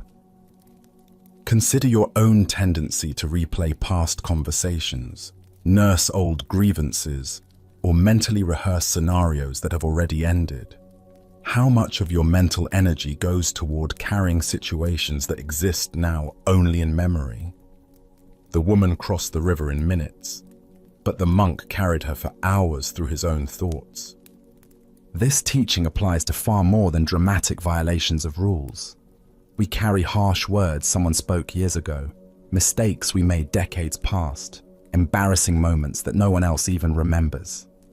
Meanwhile, the present moment, rich with possibility and actual experience, goes unnoticed because we're too busy carrying ghosts from the past. In Zen practice, we learn to distinguish between appropriate action and unnecessary attachment. The second monk helped when help was needed, then moved on completely. He didn't dwell on whether he'd made the right choice, worry about others' opinions, or replay the incident endlessly in his mind. Zen master Thich Nhat Hanh taught, thanks to impermanence, everything is possible. The river crossing was impermanent. It began, served its purpose, and ended. Only the first monk's attachment to the event gave it ongoing existence in the form of mental suffering. The Buddha said, "Let go of what has passed. Let go of what may come. Let go of what is happening now. Don't try to figure anything out. Don't try to make anything happen. Relax, right now, and rest." This teaching points directly to the freedom available when we stop carrying experiences beyond their natural lifespan. Look deeply at what you might be carrying unnecessarily. Old resentments, past failures, conversations that upset you, decisions you regret. All of these exist now only because you continue to pick them up and carry them. What would it feel like to set them down? The irony is profound. The monk who actually broke the rule experienced no suffering from it, while the monk who maintained perfect rule observance created hours of agitation for himself. This reveals that suffering often comes not from our actions, but from our thoughts about our actions. Tonight, as you notice your mind returning to past events, old grievances, or situations that have already ended, can you remember the wise monk's example? Can you practice setting down whatever you've been carrying unnecessarily, discovering the lightness that comes from traveling through life without the burden of yesterday's experiences? As Buddha's wisdom reminds us, in the end, only three things matter: how well we have lived, how well we have loved, how well we have learned to let go. True spiritual practice isn't about perfect rule following, but about responding appropriately to what's actually present, then releasing it completely to make space for whatever comes next. As we continue our journey through the wisdom of Zen Buddhism, let us turn to a teaching about the temporary nature of all our possessions and positions. This is the story of the inn that calls itself a palace. In ancient India, a renowned spiritual teacher had spent many years wandering from village to village, sharing the Buddha's teachings with anyone who would listen. His reputation for wisdom and compassion had spread throughout the land, reaching even the ears of kings and nobles. One day, during his travels, he arrived at the capital city of a great kingdom, where a magnificent palace rose above the bustling streets like a jeweled crown. The palace was truly a wonder to behold. Its walls were constructed of the finest marble, inlaid with precious stones that caught and reflected the sunlight in brilliant cascades of color. Gardens filled with exotic flowers and flowing fountains surrounded the structure, and guards in gleaming armor stood at attention throughout the grounds. It was clearly the dwelling of someone who commanded immense wealth and power. The spiritual teacher approached the main entrance with the same calm dignity he brought to every encounter, whether with kings or beggars. The guards, recognizing him by his simple robes and serene presence, made no move to stop him. Word of his arrival had preceded him, and they had been instructed to allow him passage. Walking through corridors lined with silk tapestries and golden statues, the teacher made his way directly to the throne room, where the king sat upon an elaborately carved chair elevated above the marble floor. Courtiers in fine clothes gathered around the throne, their jeweled ornaments glinting in the light from tall windows. The king, a middle-aged man wearing robes of deep purple silk and a crown of gold and diamonds, looked up as the teacher entered. He had been expecting this visit, though he wasn't entirely sure what to expect from their encounter. "What do you want?" the king asked directly, his voice carrying the authority of someone accustomed to immediate answers and unquestioning obedience. The teacher bowed respectfully, but spoke with quiet confidence. "Your Majesty, I would like a place to sleep in this inn." A ripple of surprise moved through the assembled courtiers. The king's eyebrows rose, and his expression shifted from curiosity to confusion. "But this is not an inn," the king replied, gesturing to the opulent surroundings. "This is my palace. I am the ruler of this kingdom, and this has been the seat of royal power for generations." The teacher nodded thoughtfully, as if considering this information carefully. "I see. May I ask, Your Majesty, who owned this palace before you?" "My father," the king replied, his tone becoming slightly defensive. "He ruled here for 30 years before his death. This palace was his seat of power, as it is now mine." "Ah," the teacher said with genuine interest. "And who owned it before him?" "My grandfather," the king answered, beginning to sense where these questions might lead. "He too ruled from this throne. He also is dead." The teacher paused, allowing the weight of these words to settle in the vast throne room. The courtiers had grown quiet, sensing the profound direction of this unusual conversation. Even the king found himself waiting, almost despite himself, for the teacher's response. Finally, the teacher spoke with gentle clarity that seemed to fill every corner of the ornate room. "And this place where people live for a short time and then move on, did I hear you say that it is not an inn?" The silence that followed was complete. The king sat motionless on his throne, the teacher's words penetrating layers of assumption and identity he had never questioned. The courtiers remained frozen, as if witnessing something beyond their normal understanding of royal protocol and worldly power. The Buddha taught, "All conditioned things are impermanent. Work out your salvation with diligence." This profound truth reveals itself in the teacher's penetrating question about the inn that calls itself a palace. Why do we cling so fiercely to possessions and positions that are, by their very nature, temporary? Zen Buddhism explains that our attachment to permanence creates suffering, because it conflicts with the fundamental reality of impermanence. Everything we think we own, including our own bodies and identities, we hold only temporarily. Look deeply at your own experience. The house you call yours, the car you drive, the job title you carry, the bank account balance you monitor, all of these are temporary arrangements. You inhabit them for a period of time, then move on, just as others inhabited them before you and will inhabit them after you. This doesn't mean we should become indifferent to our responsibilities or careless with our possessions. Rather, it invites us to hold them more lightly, recognizing their transient nature. The king's palace was indeed magnificent and served important functions, but it was also unmistakably an inn where occupants stayed temporarily before departing. The deeper teaching here shows us how identification with temporary roles creates unnecessary suffering when we forget the impermanent nature of our positions, whether as parent, professional, homeowner, or even student of Zen.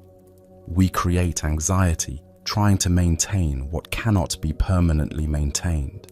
Consider your own attachments. Perhaps it's your professional identity, your relationships, your health, or your spiritual achievements. Each of these is precious and worthy of care, but each is also subject to change. The executive becomes retired, the parent becomes empty nester, the student becomes teacher, the healthy person faces illness. These transitions are not failures, but natural expressions of impermanence. Vietnamese Zen master Thich Nhat Hanh taught, "Thanks to impermanence, everything is possible." This teaching reframes impermanence from something to fear into something to celebrate. Because nothing lasts forever. Suffering states can transform into joy. Closed hearts can open to love. And even the most entrenched patterns can shift toward wisdom. In Zen practice, we cultivate what's called non-attachment, caring deeply while holding lightly. This doesn't mean we become cold or indifferent, but that we learn to love without clinging, to work without grasping, and to enjoy without demanding permanence. The spiritual teacher's insight pierces through the illusion that any of us are permanent owners of anything. We are all temporary guests in the inn of existence, borrowing our roles and possessions for the brief time we inhabit them. This recognition can bring either despair or profound liberation, depending on how we receive it. Buddha spoke of this when he said, "Everything is impermanent. Try to accomplish as much virtue as possible." This teaching encourages us not to waste our temporary time in the inn, but to use it wisely, cultivating love, wisdom, and compassion while we have the opportunity. Tonight, as you rest in your own temporary dwelling, surrounded by your own temporary possessions, can you feel the profound freedom that comes with recognizing their transient nature? Can you sense how this recognition might actually increase your appreciation rather than diminish it? As the Buddha taught, of all footprints, that of the elephant is supreme. Similarly, of all meditative themes, that on death is supreme. By remembering the temporary nature of our stay in this inn called life, we discover the urgency and preciousness of each moment we're given to practice love and awareness. As we continue our journey through the wisdom of Zen Buddhism, let us explore a story about transforming our relationship with suffering. This is the tale of the salt and the lake. In a quiet monastery nestled among rolling hills, there lived an aging master, renowned for his patience and wisdom. Among his students was a young apprentice whose heart had become heavy with complaints about life's difficulties. Each morning, the apprentice would arrive with fresh grievances, "Master, why is life so hard? Yesterday, my meditation was disturbed by noise. Today, my back aches from the hard floor. When will this suffering end?" His voice carried the weight of someone who had catalogued every small discomfort until they had grown into an overwhelming burden. The master listened with infinite patience, but as days turned to weeks, he recognized that words alone would not shift his student's perspective. One crisp morning, as golden sunlight streamed through their simple dwelling, the master made an unusual request. "My dear student," he said gently, "I need you to go to the kitchen and bring me some salt. Just a handful will suffice."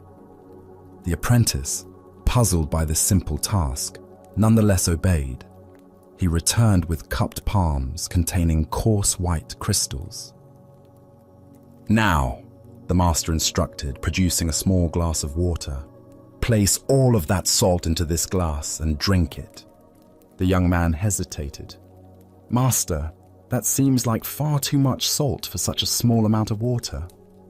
"Trust the process," the master replied. "Drink." The apprentice poured the salt into the glass, watching the crystals dissolve into a cloudy, unappetizing mixture. He lifted it to his lips and took a large gulp, immediately grimacing as the intensely bitter taste filled his mouth.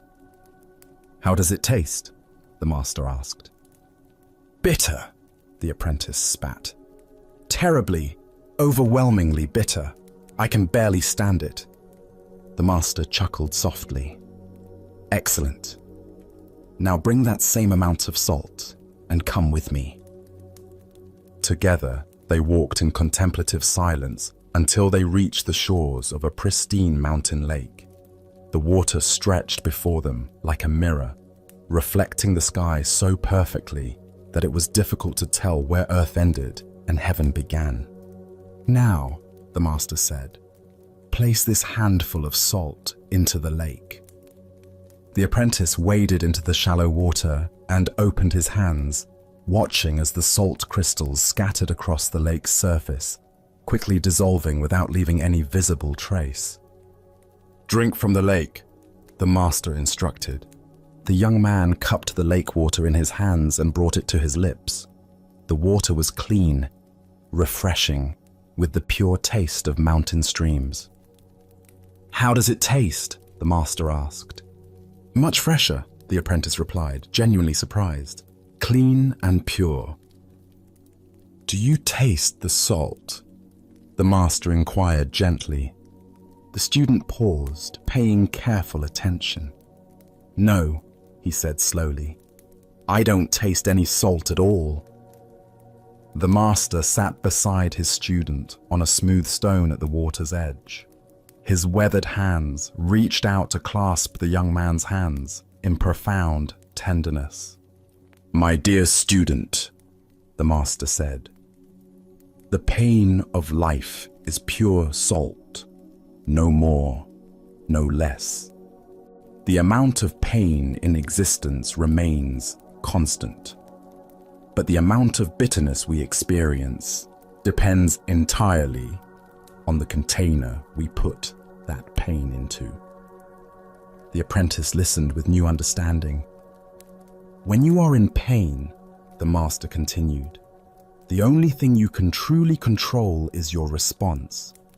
You can choose to be a small glass where every grain of salt overwhelms your senses, or you can choose to enlarge your sense of things to become like this vast lake where the same salt dissolves harmlessly into something much greater."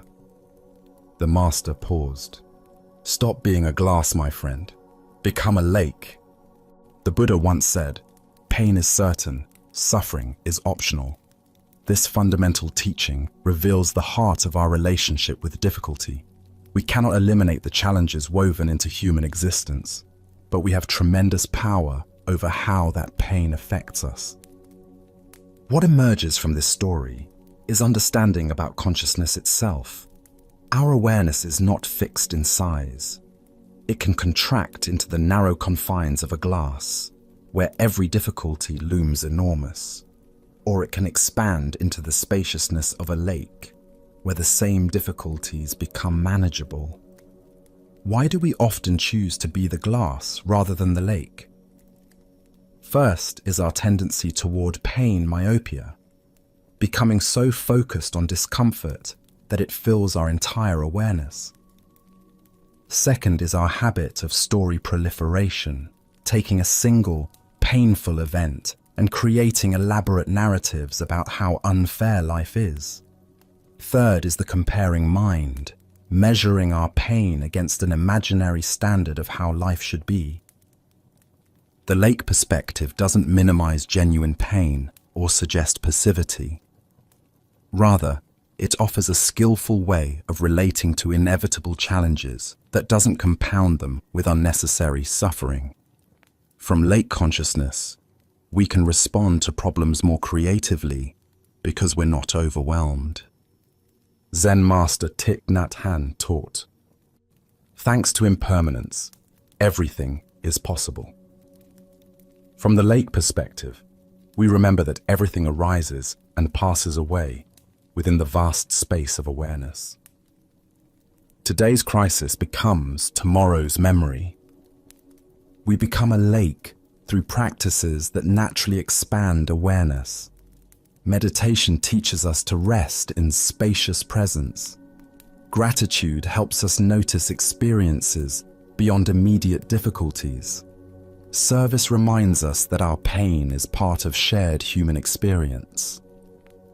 Tonight, as you reflect on current challenges, can you sense the difference between experiencing them from glass consciousness versus lake consciousness? What would it feel like to allow your awareness to expand beyond the immediate intensity of difficulties to include the vast context of this moment? As the Buddha taught, if you want to know your mind, sit down and observe it. If your mind is clear, happiness will come. The clarity he speaks of is not the absence of salt, but the spaciousness to hold it skillfully. In becoming lakes rather than glasses, we discover that pain can become a gateway to deeper compassion and freedom. Now let us explore a story about the power of belief and the destiny we create through faith itself. This is the tale of the general and the coin that revealed truth. A Japanese general faced an impossible situation. His army was greatly outnumbered by enemy forces. The terrain favored his opponents, and by every conventional measure of military strategy, the coming battle should result in devastating defeat. Yet something deep within him remained convinced that victory was possible. Perhaps it was intuition, perhaps it was desperate hope, but he felt certain that his cause was just, and his troops, though fewer in number, possessed a fighting spirit that could overcome the odds. The problem was his soldiers. They could count as well as he could, and they had eyes to see the massive force arrayed against them. Fear rippled through their ranks like a contagion. Doubt clouded their faces. Whispered conversations filled with pessimism spread through the camp, and the general could sense that their morale was crumbling before the battle had even begun. He knew that an army convinced of its own defeat would indeed be defeated, regardless of any other factors. Technical skill, superior weapons, even numerical advantage means nothing when soldiers have already surrendered in their hearts. But an army that truly believed in its victory could accomplish seemingly impossible things through the sheer force of that conviction. On the morning of the battle, as they marched toward their destiny, the general led his troops to a small religious shrine that stood beside the road. This was a place where countless warriors had stopped over the centuries to pray before facing uncertain fate. The general gathered his men around him and led them in earnest prayer, asking for divine blessing and protection in the coming fight. When the prayers were finished, The general reached into his pocket and withdrew a simple coin. He held it high so that every soldier could see it clearly. "My brothers," he called out, his voice carrying across the assembled ranks. "We have prayed, and now we will let heaven itself reveal our destiny. I will toss this coin into the air. If it lands heads, we are fated to win this battle. If it lands tails, we are destined to lose. Let us discover what the gods have decided for us." The soldiers pressed closer, their breathing shallow with anticipation. Everything seemed to depend on this single moment, this one flip of metals spinning through the morning air. The general tossed the coin high, and every eye followed its arc as it rose, hung suspended for an instant against the sky, then fell back, down to earth. The coin landed and lay still in the dust. It was heads. A cheer erupted from the troops that could probably be heard for miles. Soldiers who had been grim and fearful moments before now laughed with joy and embraced each other with renewed confidence. The gods had spoken. Victory was assured. Their cause was blessed by heaven itself. Filled with this divine confidence, the soldiers attacked their enemies with such fierce determination and coordinated power that they achieved exactly what the coin had predicted. Against all odds, they won a decisive victory, routing forces much larger than their own and securing a triumph that would be remembered for generations. After the battle, as the general walked among his celebrating troops, his lieutenant approached him with wonder in his eyes. "General," the lieutenant said, "what an incredible thing. The coin revealed our true destiny, just as you said it would. Surely no human power can change what heaven has decreed." "You are absolutely right," the general replied with a knowing smile. He reached into his pocket and withdrew the coin, holding it so his lieutenant could examine it closely. "No one can change destiny." The lieutenant looked at the coin and gasped. Both sides showed heads. The Buddha once said, "All that we are is the result of what we have thought. The mind is everything. What we think, we become." Here we discover the profound truth that destiny is not something that happens to us, but something we create through the power of our own beliefs and expectations. Why do we so readily assume that fate is beyond our influence, when our own minds play such a crucial role in shaping what unfolds? Zen Buddhism teaches that while we cannot control all external circumstances, we have tremendous power over the internal conditions that determine how we respond to whatever arises. The general understood something profound about human psychology and the nature of reality itself. He knew that his soldiers' belief in victory was more important than their numerical disadvantage. He recognized that confidence, determination, and fighting spirit could overcome superior numbers when those qualities were genuinely present. But here's the deeper teaching. The general didn't simply manipulate his troops through deception. He created the conditions that allowed their natural courage and strength to emerge. The soldiers possessed the ability to fight brilliantly all along. They simply needed to believe in themselves and their cause. Consider your own relationship with destiny and possibility. How often do you assume that outcomes are predetermined, that success or failure is beyond your influence? The general's two-headed coin represents the power we all possess to tip the scales in favor of positive outcomes through the quality of our engagement with life. This doesn't mean we can control everything through positive thinking, or that believing in something makes it automatically true.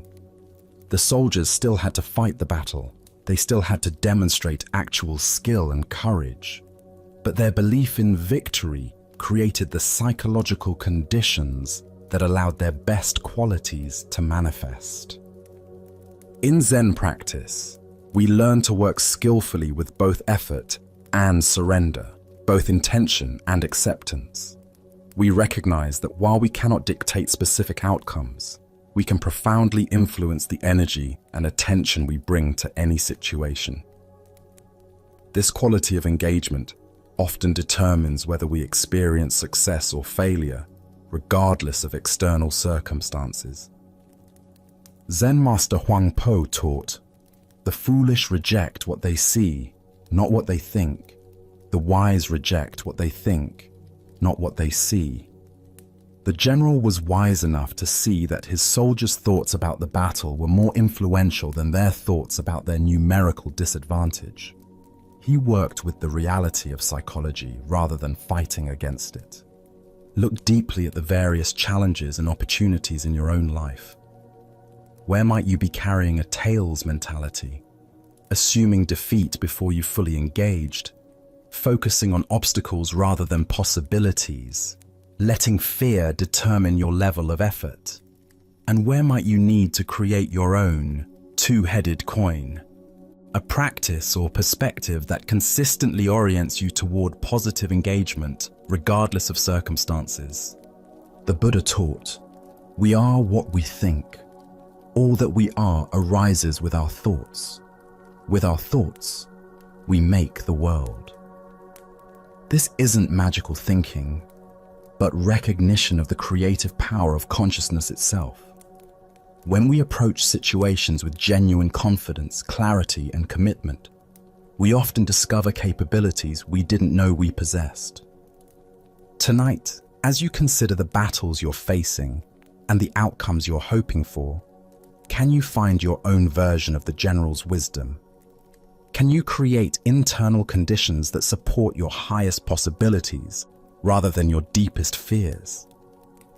Can you recognize that while you cannot control destiny, you have profound influence over the beliefs and attitudes that shape how destiny unfolds through you?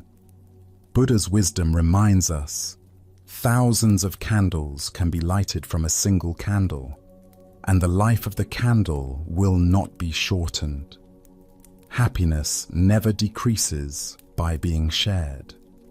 The general's confidence lit the flame of belief in every soldier's heart. Sometimes the most powerful thing we can do is create the conditions that allow others and ourselves to discover the strength that was there all along. Let us now turn to a story about the relationship between outer circumstances and inner cultivation. This is the tale of the horse and the mind. In a remote mountain region where execution grounds served as sobering reminders of mortality, Zen master Bankai sought to test the depth of his spiritual realization. For several nights, he sat in meditation beneath a wooden crucifix, using the proximity of death to penetrate more deeply into the nature of existence. After completing this intense retreat, Bankai made his way to a nearby area where he could rest. He found a peaceful spot on an embankment surrounding a horse corral where he lay down to continue his contemplation under the open sky. As he rested there, absorbed in profound silence, a harsh sound shattered his peace. From within the corral came the violent sounds of a warrior brutally beating his horse. The animal's cries mixed with the sharp crack of a whip and angry shouts of a man losing control. Master Bankai observed this scene with growing concern. The warrior was clearly frustrated, taking out his inner turmoil on the innocent animal. Each blow seemed to make the horse more agitated rather than more compliant, creating a vicious cycle of violence and resistance. Unable to remain silent, Bankai called out from his position, "Hey, what do you think you are doing?" The warrior, absorbed in rage, ignored the interruption and continued his harsh treatment. The beating intensified, and so did Bankai's concern for both the animal and the man degrading himself through such cruelty. "Hey!" Bankei called out again, his voice carrying the authority of someone who had spent years cultivating inner peace. "What do you think you are doing?" Still, the warrior continued, lost in frustration and anger. The horse became increasingly panicked, which only seemed to fuel the man's determination to force compliance through violence. A third time, Bankai's voice rang out. "Hey! What do you think you are doing?" This time, something in the master's tone penetrated the warrior's rage. The man stopped his beating, climbed down from his horse, and approached the embankment. As he drew closer, his expression changed. There was something about this stranger that commanded respect, a quality of presence that spoke of deep, inner development. "You were yelling at me," the warrior said, his voice still carrying traces of anger, but now mixed with curiosity. "Do you have something to tell me?" Bankei looked at the man with compassion, seeing not an enemy, but someone caught in the same cycles of frustration that trap us all.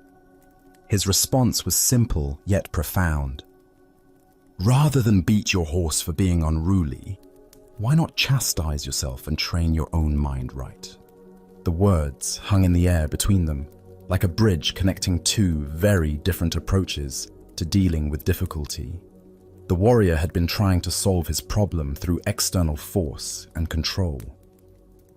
Bankei was pointing to an entirely different possibility. As the Buddha observed, conquer anger with non-anger, conquer badness with goodness, conquer meanness with generosity, conquer dishonesty with truth.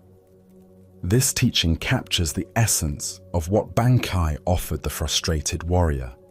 The recognition that our external struggles mirror our internal state.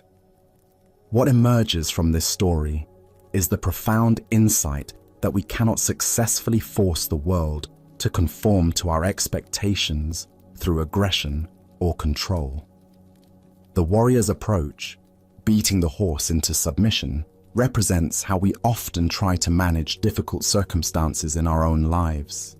We become frustrated with external conditions and respond with force, criticism, or manipulation, never recognizing that the real work lies within. Why do we instinctively blame external circumstances for our frustration?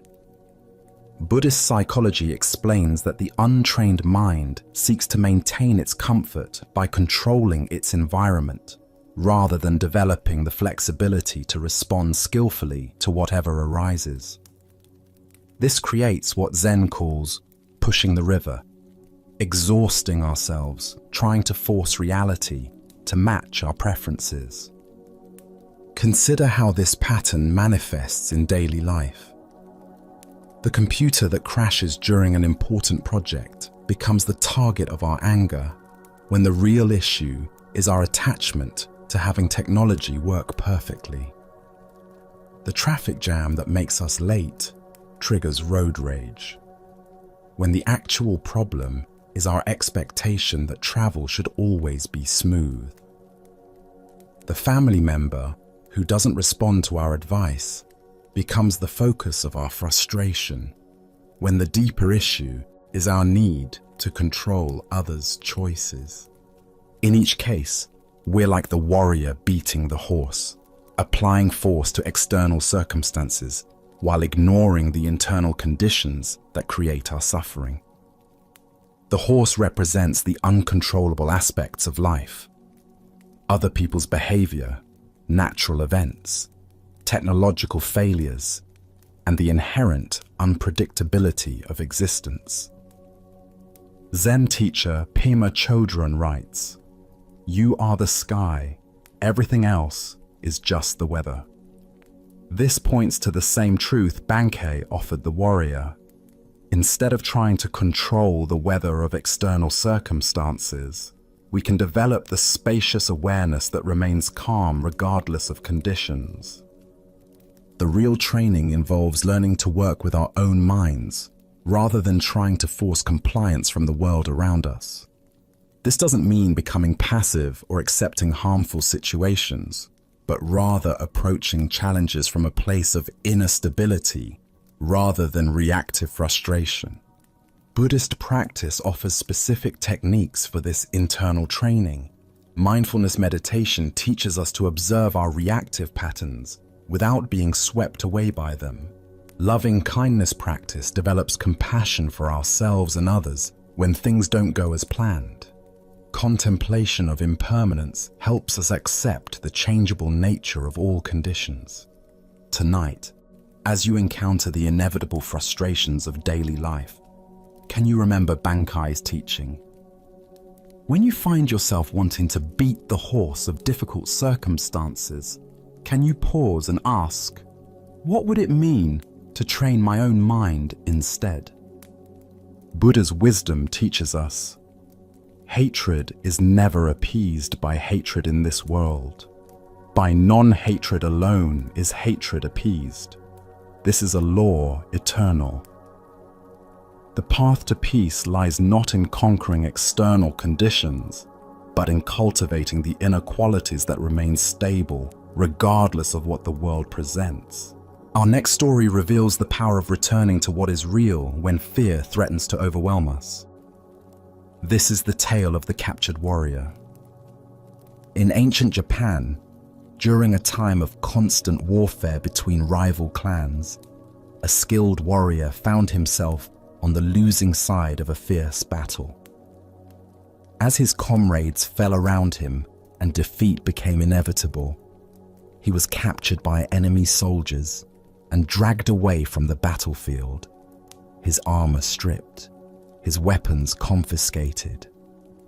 That evening, they threw him into a dark, cramped prison cell with stone walls that seemed to press in from all sides. The heavy wooden door slammed shut with a finality that echoed through his bones.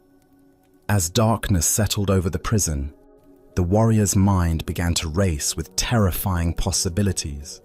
Tomorrow, they would come for him. He knew the customs of war. First would come the interrogation, designed to extract information about his lord's defenses, troop movements, and strategic plans. When he refused to speak, as honor demanded, they would resort to torture. Hot iron, bamboo splinters under his fingernails, methods he had heard described in hushed tones by other warriors. And when they had extracted what they could, or when they grew tired of his silence, would come the execution. As these thoughts consumed him, his heart began to pound so violently he feared it might burst. His breathing became shallow and rapid. Sweat beaded on his forehead despite the cool night air. Sleep seemed impossible as his mind conjured increasingly vivid scenarios of tomorrow's suffering. Hours passed in this torment. The warrior paced his small cell, sat against the cold stone wall, lay on the straw-covered floor. Nothing brought relief from the visions of impending doom that played repeatedly in his mind like a terrible dream he couldn't escape. Then, in the depths of his despair, he remembered the gentle voice of his Zen master back at the monastery where he had studied before becoming a warrior. The old teacher's words came to him as clearly as if the master was sitting beside him in the cell. Tomorrow is not real. It is an illusion. The only reality is now. At first, the warrior's frightened mind resisted these words. How could tomorrow be an illusion when the threats were so concrete, so inevitable? But as he sat quietly and allowed the teaching to penetrate deeper, something began to shift. He noticed his breathing. In this moment, he was breathing freely. He felt the straw beneath him, rough but not uncomfortable. He heard the sound of wind moving through the trees outside his window, a sound that spoke of the natural world, continuing its ancient rhythms regardless of human conflict. In this moment, he was not being tortured. In this moment, he was not dying. In this moment, there was simply a man sitting in a cell, alive and aware.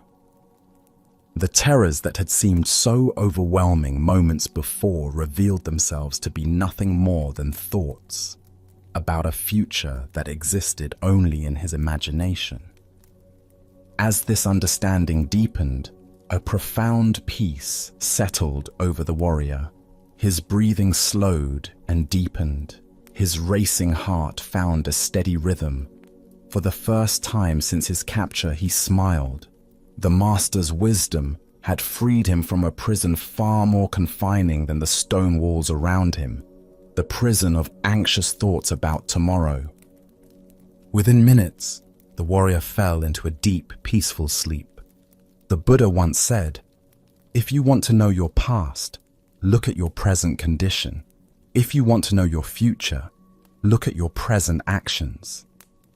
This ancient wisdom illuminates the profound truth the warrior discovered in his cell. The only moment in which we ever actually live is this one.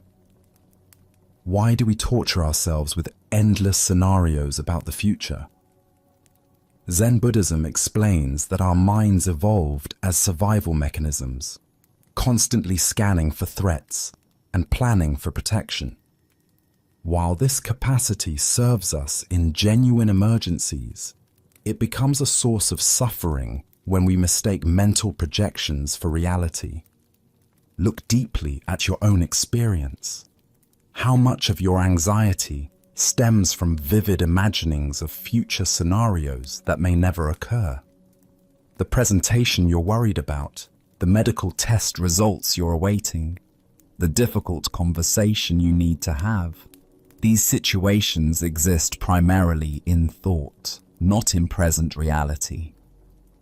The warrior's teaching shows us that we can acknowledge future challenges without being consumed by them. Planning and preparation have their place, but when they transform into obsessive worry, they rob us of peace and clarity. As Vietnamese Zen master Thich Nhat Hanh taught, thanks to impermanence, everything is possible.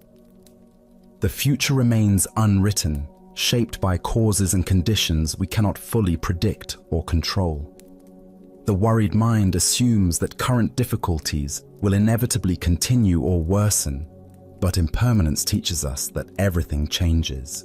The warrior in his cell could not know what the next day would actually bring. Perhaps his lord's forces would mount a rescue. Perhaps his captors would show mercy. Perhaps diplomatic negotiations would secure his release. Buddha spoke of this when he said, "The past is gone, the future is not yet here, and there is only one moment for you to live." This teaching doesn't encourage us to ignore future responsibilities or avoid reasonable planning. Instead, it invites us to recognize where our attention habitually goes and to gently guide it back to the richness of present experience. In Zen practice, we cultivate what's called beginner's mind, approaching each moment with fresh awareness rather than predetermined anxiety.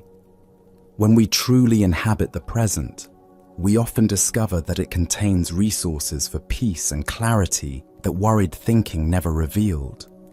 Consider how the warrior's shift in attention transformed his entire experience. The same cell, the same uncertain future, but by returning to present moment awareness, suffering transformed into peace. This transformation is available to us in every moment of anxiety or fear. Tonight, as you notice your mind creating stories about tomorrow's challenges, remember the captured warrior and his master's wisdom. What is actually happening right now? What simple experiences, breathing, sitting, the temperature of the air, are available to anchor you in reality rather than imagination? As the Buddha taught, do not dwell in the past. Do not dream of the future. Concentrate the mind on the present moment. In this teaching lies the key to the warrior's prison and our own. Now, let us explore a story about fearlessness and the power that comes from accepting what cannot be changed. This is the encounter between the general and the Zen master who could not be moved. During the violent civil wars that tore through feudal Japan, armies swept across the countryside like natural disasters, conquering villages and controlling territories through force and intimidation. When word spread that a particular warlord's army was approaching, most people would flee with whatever possessions they could carry, seeking safety in the mountains or with relatives in distant towns. In one small village, as the dreaded army drew near, the familiar pattern repeated itself. Families packed hastily, merchants closed their shops, and within hours, the streets that had been busy with daily life stood empty and silent. Everyone had fled. Everyone, that is, except the old Zen master who lived in the simple temple at the village center. When the conquering army arrived and found the village deserted, the general was surprised to discover smoke still rising from the temple chimney. Curious about who would have the audacity, or perhaps the foolishness, to remain when everyone else had fled, he decided to investigate this anomaly personally. The general approached the temple with several of his lieutenants, expecting to find either a frail old man too weak to flee, or perhaps someone who had been unable to escape in time. What he found instead was the Zen master sitting peacefully in his garden, tending to his plants as if nothing unusual was happening around him. The general had grown accustomed to fear and submission wherever his army went.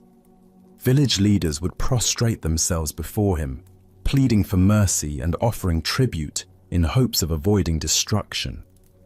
Citizens would cower and flee at the mere sight of his soldiers. This old man's calm indifference to his presence was both puzzling and irritating. When he wasn't treated with the deference and submissiveness to which he was accustomed, the general's face darkened with growing anger. Here was someone who didn't seem to understand the gravity of the situation or respect the power he represented. "You fool!" the general shouted, his voice echoing through the empty courtyard as he reached for his sword. His elaborate armor gleamed menacingly in the afternoon light, and his hand gripped his weapon with practiced ease. "Don't you realize that you are standing before a man who could run you through without blinking an eye?" The threat that had terrorized countless others left the master completely unmoved. He continued his careful tending of a small flowering bush, his hands steady and his expression serene. When he finally looked up at the general, it was with the same calm attention he had shown before, as if greeting any ordinary visitor to his garden. "And do you realize," the master replied with perfect equanimity, "that you are standing before a man who can be run through without blinking an eye?" The general stood speechless, his sword half drawn. His anger suddenly dissolved into something approaching awe. In all his years of warfare and conquest, he had encountered many forms of courage. The desperate bravery of cornered soldiers, the defiant rage of defeated enemies, the foolish boldness of young warriors. But he had never encountered anything like this. Complete acceptance without fear.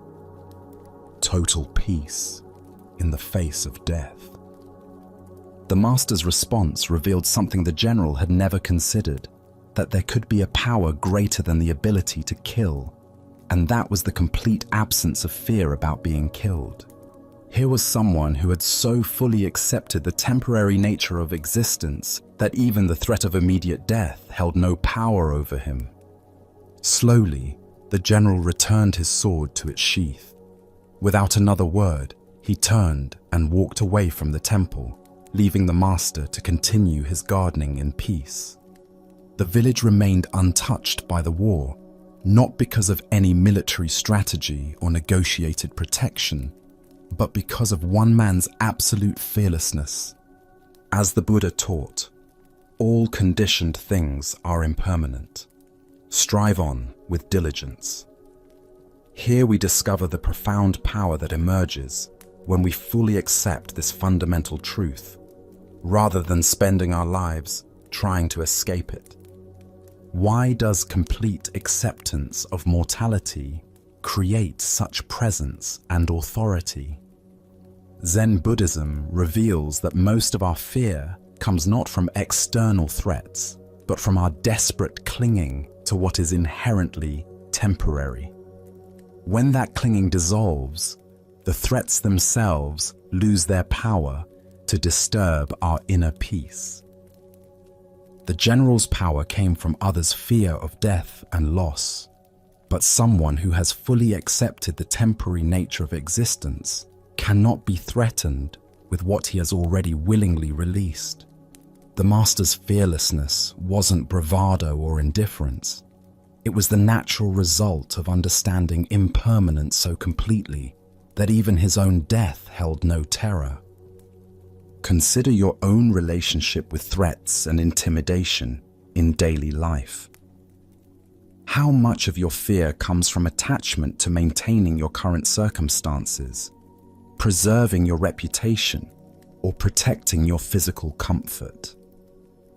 The master's response suggests that true invulnerability comes not from being untouchable, but from having nothing that can be taken away. This doesn't mean being passive or welcoming harm. The master wasn't seeking death or encouraging violence.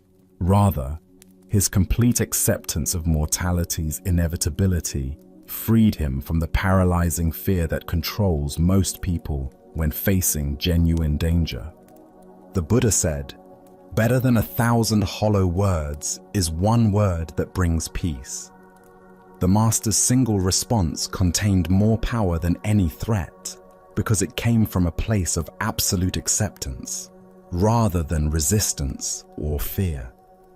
Tonight, as you consider the various pressures and threats you face, can you remember the master's profound response to the general's sword? Can you find the space where acceptance of impermanence creates not resignation, but a kind of unshakable presence that cannot be intimidated? Buddha's wisdom reminds us, the whole secret of existence is to have no fear. True freedom comes not from avoiding danger, but from understanding so completely that we cannot ultimately be harmed, that external threats become powerless to disturb our essential peace. Now, let us explore a story about the paradoxical nature of spiritual seeing and the limits of conceptual understanding. This is the teaching of 3 strikes and deeper vision. In the mountain monastery, where the 6th patriarch Hui Neng taught, students came from across China to study with the master, whose realization was said to surpass all others of his time. Among these seekers was a brilliant young monk named Shen Hui, known for his sharp intellect and probing questions. Unlike many students who approached the patriarch with humble requests for basic instruction, Shen Hui often challenged the master with sophisticated philosophical inquiries. One afternoon, as golden sunlight streamed through the monastery windows and the air carried the peaceful sounds of monks going about their daily practice, Shen Hui found the 6th patriarch sitting quietly in the main hall. The master's posture was perfectly still, his breathing soft and natural, his expression serene yet alert, the embodiment of meditation in action. Seeing an opportunity to test his understanding against the master's realization, Shen Hui approached with a question that had been forming in his mind during his own meditation practice. The nature of perception during spiritual practice had become a source of great curiosity and confusion for him. "Hi, Master," Shen Hui said, bowing respectfully but speaking with the confidence of someone who believed his question particularly insightful. "When you sit in meditation, do you see or not?" To Shen Hui, this seemed like a perfectly reasonable inquiry into the mechanics of enlightened awareness. Did awakened consciousness involve special kinds of seeing? Did meditation reveal mystical visions or higher perceptions unavailable to ordinary minds? Or did true realization transcend seeing altogether, existing in some pure state beyond sensory experience? What he received in response was completely unexpected. Without warning, the sixth patriarch picked up his wooden teaching stick and struck Shen Hui 3 times in rapid succession, not gently, but with enough force that the blows stung sharply and left the young monk both physically uncomfortable and mentally bewildered. "When I hit you," the patriarch asked with the same calm tone one might use to discuss the weather, "does it hurt or not?" Shen Hui rubbed his smarting shoulders, his mind racing to understand what had just occurred. The question seemed simple enough, yet something about the context made him suspect that a straightforward answer might be inadequate. The physical sensation was undeniable, yet the spiritual implications felt complex. "It both does and does not hurt," he replied carefully, intuiting that the master was pointing towards some paradox beyond ordinary logic. "I both see and do not see," the sixth patriarch responded, his words carrying the weight of direct experience rather than philosophical speculation. But Shen Hui's intellect wasn't satisfied with paradox. He needed to understand the mechanics, to categorize and explain this teaching in terms his conceptual mind could grasp. "How can you both see and not see?" he pressed, genuine confusion evident in his voice. "That seems contradictory. Either you see during meditation or you don't. How can both be true simultaneously?" The patriarch's response came with the patience of someone who had spent decades helping students move beyond the limitations of dualistic thinking. "What I see," he explained with gentle clarity, "are the waverings and wanderings of my own mind. What I do not see is the right and wrong and good and bad of other people. This is my seeing and not seeing."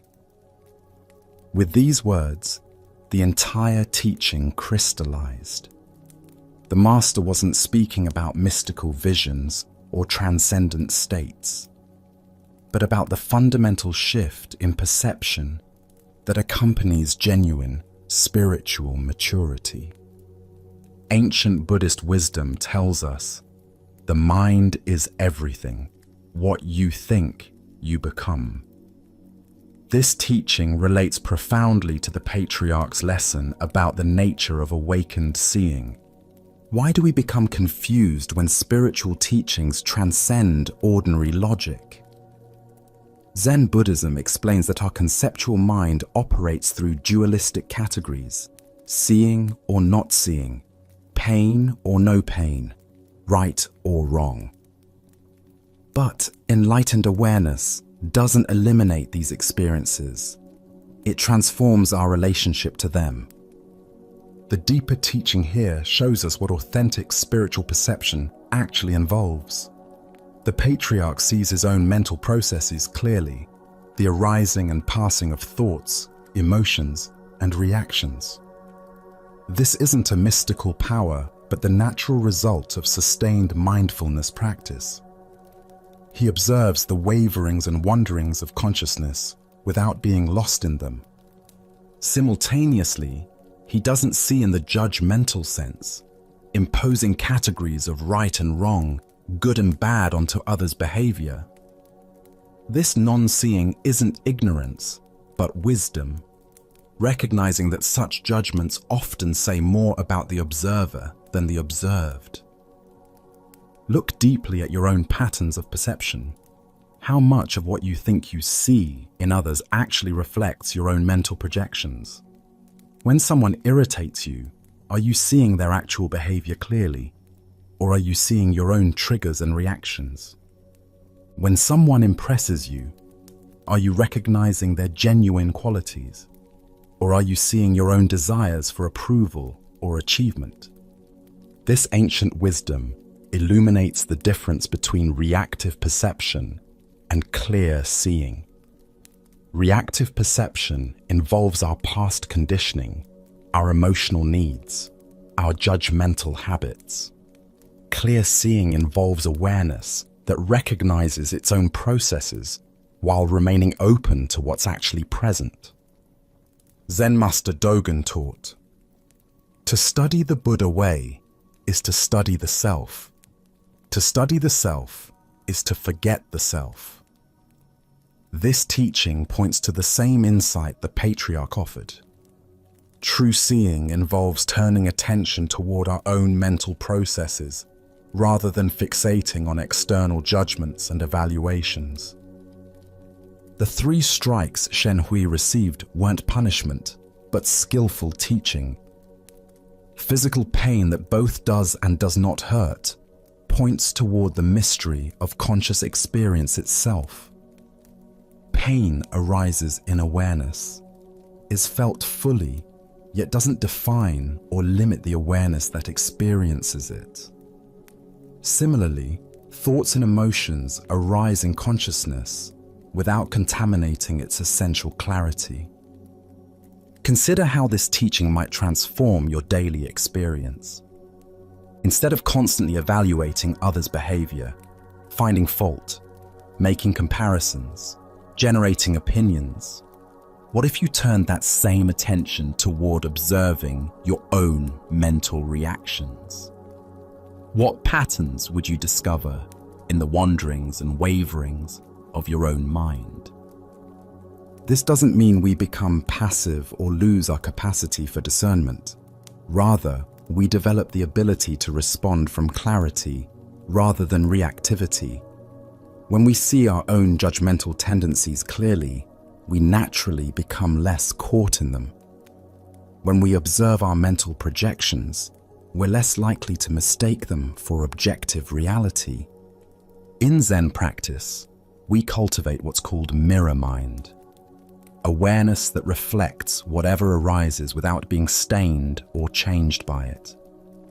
This mirror sees everything clearly while maintaining its essential emptiness and openness. Tonight, as you notice your mind categorizing and judging the experiences of your day, can you remember the patriarch's teaching? Can you turn your attention toward the seer rather than constantly evaluating what is seen? Can you discover the freedom that comes from seeing your own mental processes without being enslaved by them? Buddha spoke of this when he said, "You yourself, as much as anybody in the entire universe, deserve your love and affection." By learning to see our own mental patterns with compassion rather than judgment, we develop the clarity to see others with equal kindness and understanding. As we continue our journey through the wisdom of Zen Buddhism, let us explore a story about contentment and the nature of desire. This is the stonecutter's journey. High in the mountain villages, there lived a simple stonecutter who had discovered the secret of happiness without knowing it. Each dawn, he would climb winding paths to the quarries, his tools balanced across his shoulders. As he worked among the stones, he would sing old mountain songs that echoed across the valleys. Though he was poor by society's measures, living in a modest hut with few possessions, the stonecutter desired nothing more than what he had. His simple life felt complete. The rhythm of his work, the beauty of the mountains, the satisfaction of honest labor. His heart held not a care in the world. One day, he was called to work on the grand mansion of a wealthy nobleman. As he approached the estate, his eyes widened at the magnificence before him. Marble columns reached toward the sky, gardens sprawled in perfect symmetry. For the first time in his life, the stonecutter felt the sharp pang of desire pierce his contentment. "If only I were rich," he sighed. "Then I would not have to earn my living in sweat and toil as I do now." To his amazement, a voice whispered from the stones, "Your wish has been granted. Henceforth, anything you desire will be given to you." He returned home that evening to find his humble hut replaced by a mansion as magnificent as the nobleman's. Overwhelmed with joy, he abandoned his tools and began enjoying the luxurious life of the wealthy. But one hot afternoon, gazing from his ornate window, he saw the king's royal procession passing by.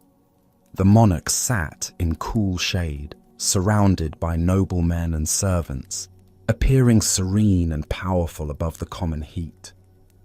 "How I wish I were a king myself," he thought, and immediately found himself reclining in silk cushions within the royal carriage.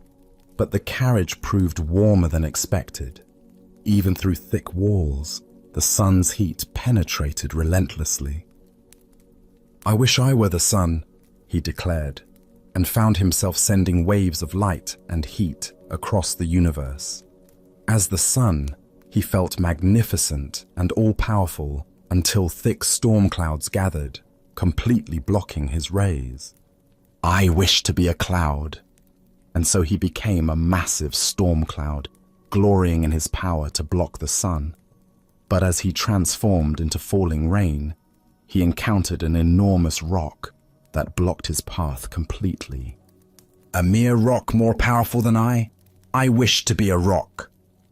Suddenly, he stood tall upon the mountainside, feeling he had achieved true permanence. But soon, he heard chipping sounds at his base. Looking down, he saw a tiny human figure cutting chunks of stone away.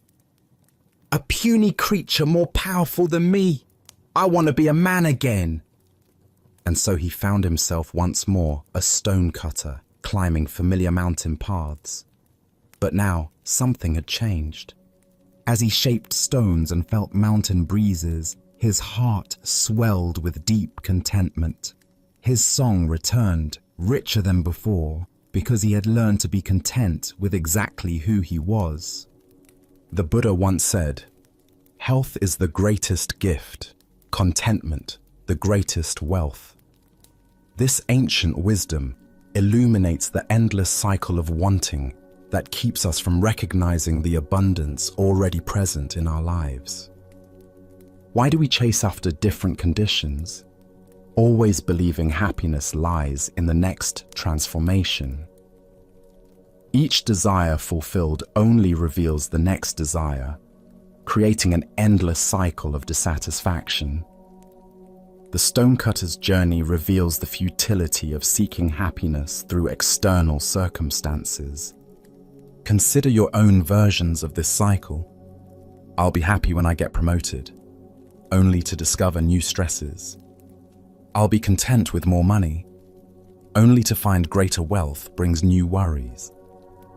Each achievement reveals the next mountain to climb. Zen teacher Suzuki Roshi said, "Each of you is perfect the way you are, and you can use a little improvement."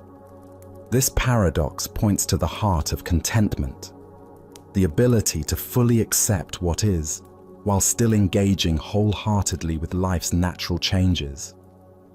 The stonecutter's final transformation wasn't into something greater, but into appreciation for what he had always been. His work remained the same, but his relationship to life was completely transformed. Contentment isn't found in having different experiences, but in bringing different awareness to whatever experiences arise. Tonight, as you notice the mind's habitual reaching toward what's not here, can you experiment with the stonecutter's final wisdom? Can you find the song that emerges when you stop trying to be anything other than what you are? As the Buddha taught, contentment is natural wealth, luxury is artificial poverty. The greatest transformation available isn't becoming something different, but recognizing the inherent completeness of what we already are. As we continue our journey through the wisdom of Zen Buddhism, let us turn to a story about the difference between resistance and flow. This is the teaching of the old man and the waterfall. In a mountain village where a swift river carved its way through ancient rocks, an old Taoist sage often walked along the water's edge, observing the interplay between the flowing current and the solid stones that tried to redirect its path. The villagers knew him as a gentle, contemplative man who seemed to understand something profound about the natural world that others missed. One afternoon, as storm clouds gathered and rain began to fall, the river swelled with unusual force. The current grew violent and unpredictable, rushing toward a high waterfall that dropped into a rocky gorge below. Most people avoided the area during such conditions, knowing that anyone who fell into the rapids would face almost certain death against the jagged rocks at the bottom of the falls. The old man, however, had been caught by the sudden storm while walking along his usual path. As he tried to make his way back to safety, the muddy bank gave way beneath his feet. Before he could catch himself, he tumbled into the raging torrent and was immediately swept away by the powerful current. Villagers who witnessed his fall cried out in horror. They ran along the riverbank, helplessly watching as the old man was carried toward the waterfall by waters too violent and swift for any rescue attempt. They could only watch in anguish as he disappeared over the edge, plunging into the churning chaos below. Everyone assumed the worst. No one could survive such a fall, especially not an elderly man with limited strength. The villagers prepared themselves to search for his body downstream, once the waters calmed enough to make such a search possible. But to their amazement, as they hurried toward the base of the waterfall, they saw the old man emerging from the water far below, completely unharmed. He walked calmly to the shore, water streaming from his clothes, and sat down to rest as peacefully as if he had simply taken a refreshing swim on a pleasant day. The villagers rushed to him, unable to believe what they had witnessed. "How is this possible?" they asked in wonder. "How did you survive that terrible fall? The water was so violent, the rocks so dangerous. By all reason, you should have been killed." The old man smiled at their concern and amazement. He wrung water from his sleeves and considered their question carefully before answering. "I survived," he said simply, "because I accommodated myself to the water, not the water to me.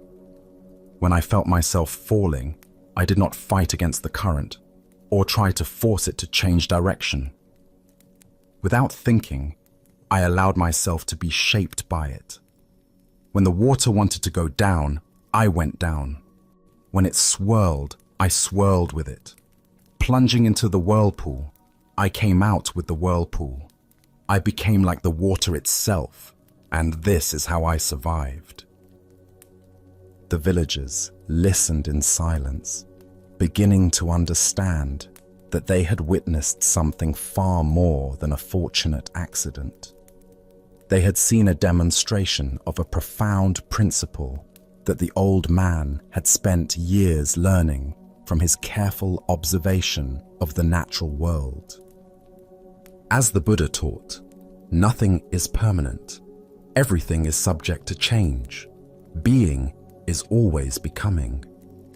Here we discover the wisdom of working with life's currents, rather than exhausting ourselves in futile resistance to forces beyond our control. Why do we instinctively fight against difficult circumstances when flow and adaptation might serve us better? Zen Buddhism reveals that our ego mind believes it can control external conditions through force of will. But this approach often creates more suffering than the original difficulty. The old man's survival wasn't mere luck. It was the result of understanding something essential about the nature of existence itself. When we align ourselves with the natural flow of events, rather than demanding that life conform to our preferences, we often discover resources and possibilities that resistance makes invisible. Consider your own relationship with challenging circumstances. How much energy do you spend fighting against situations you cannot change? The old man's teaching suggests a different approach, not passive submission, but conscious adaptation that maintains our essential nature while flowing with changing conditions. This doesn't mean accepting harmful situations or abandoning our values. The old man didn't give up his desire to survive. He simply changed his strategy for survival. Instead of fighting the water's power, he used it. Instead of resisting its direction, he moved with it while maintaining his awareness and intention. In relationships, careers, and personal challenges, we often face similar choices. We can exhaust ourselves trying to force outcomes, control other people's behavior, or make external circumstances conform to our expectations. Or we can learn to work skillfully with what is actually present, finding creative ways to achieve our deeper purposes through accommodation rather than force. Zen master Lao Tzu taught, "Water is fluid, soft, and yielding, but water will wear away rock, which cannot yield and is destroyed." The old man embodied this teaching, demonstrating that apparent weakness can be a source of tremendous strength when applied with wisdom. The Buddha said, "Hatred does not cease by hatred, but only by love. This is the eternal rule." This principle extends beyond hatred to all forms of resistance. Problems are rarely solved by fighting against them directly, but by understanding their nature and finding ways to work with the underlying forces involved. Look deeply at a current source of stress or conflict in your life. Where are you trying to force the water to change direction rather than learning to swim with it? What would it mean to accommodate yourself to the situation while maintaining your essential values and intentions? Tonight, as you encounter the inevitable currents of daily life, unexpected changes, difficult people, circumstances beyond your control, can you remember the old man's wisdom?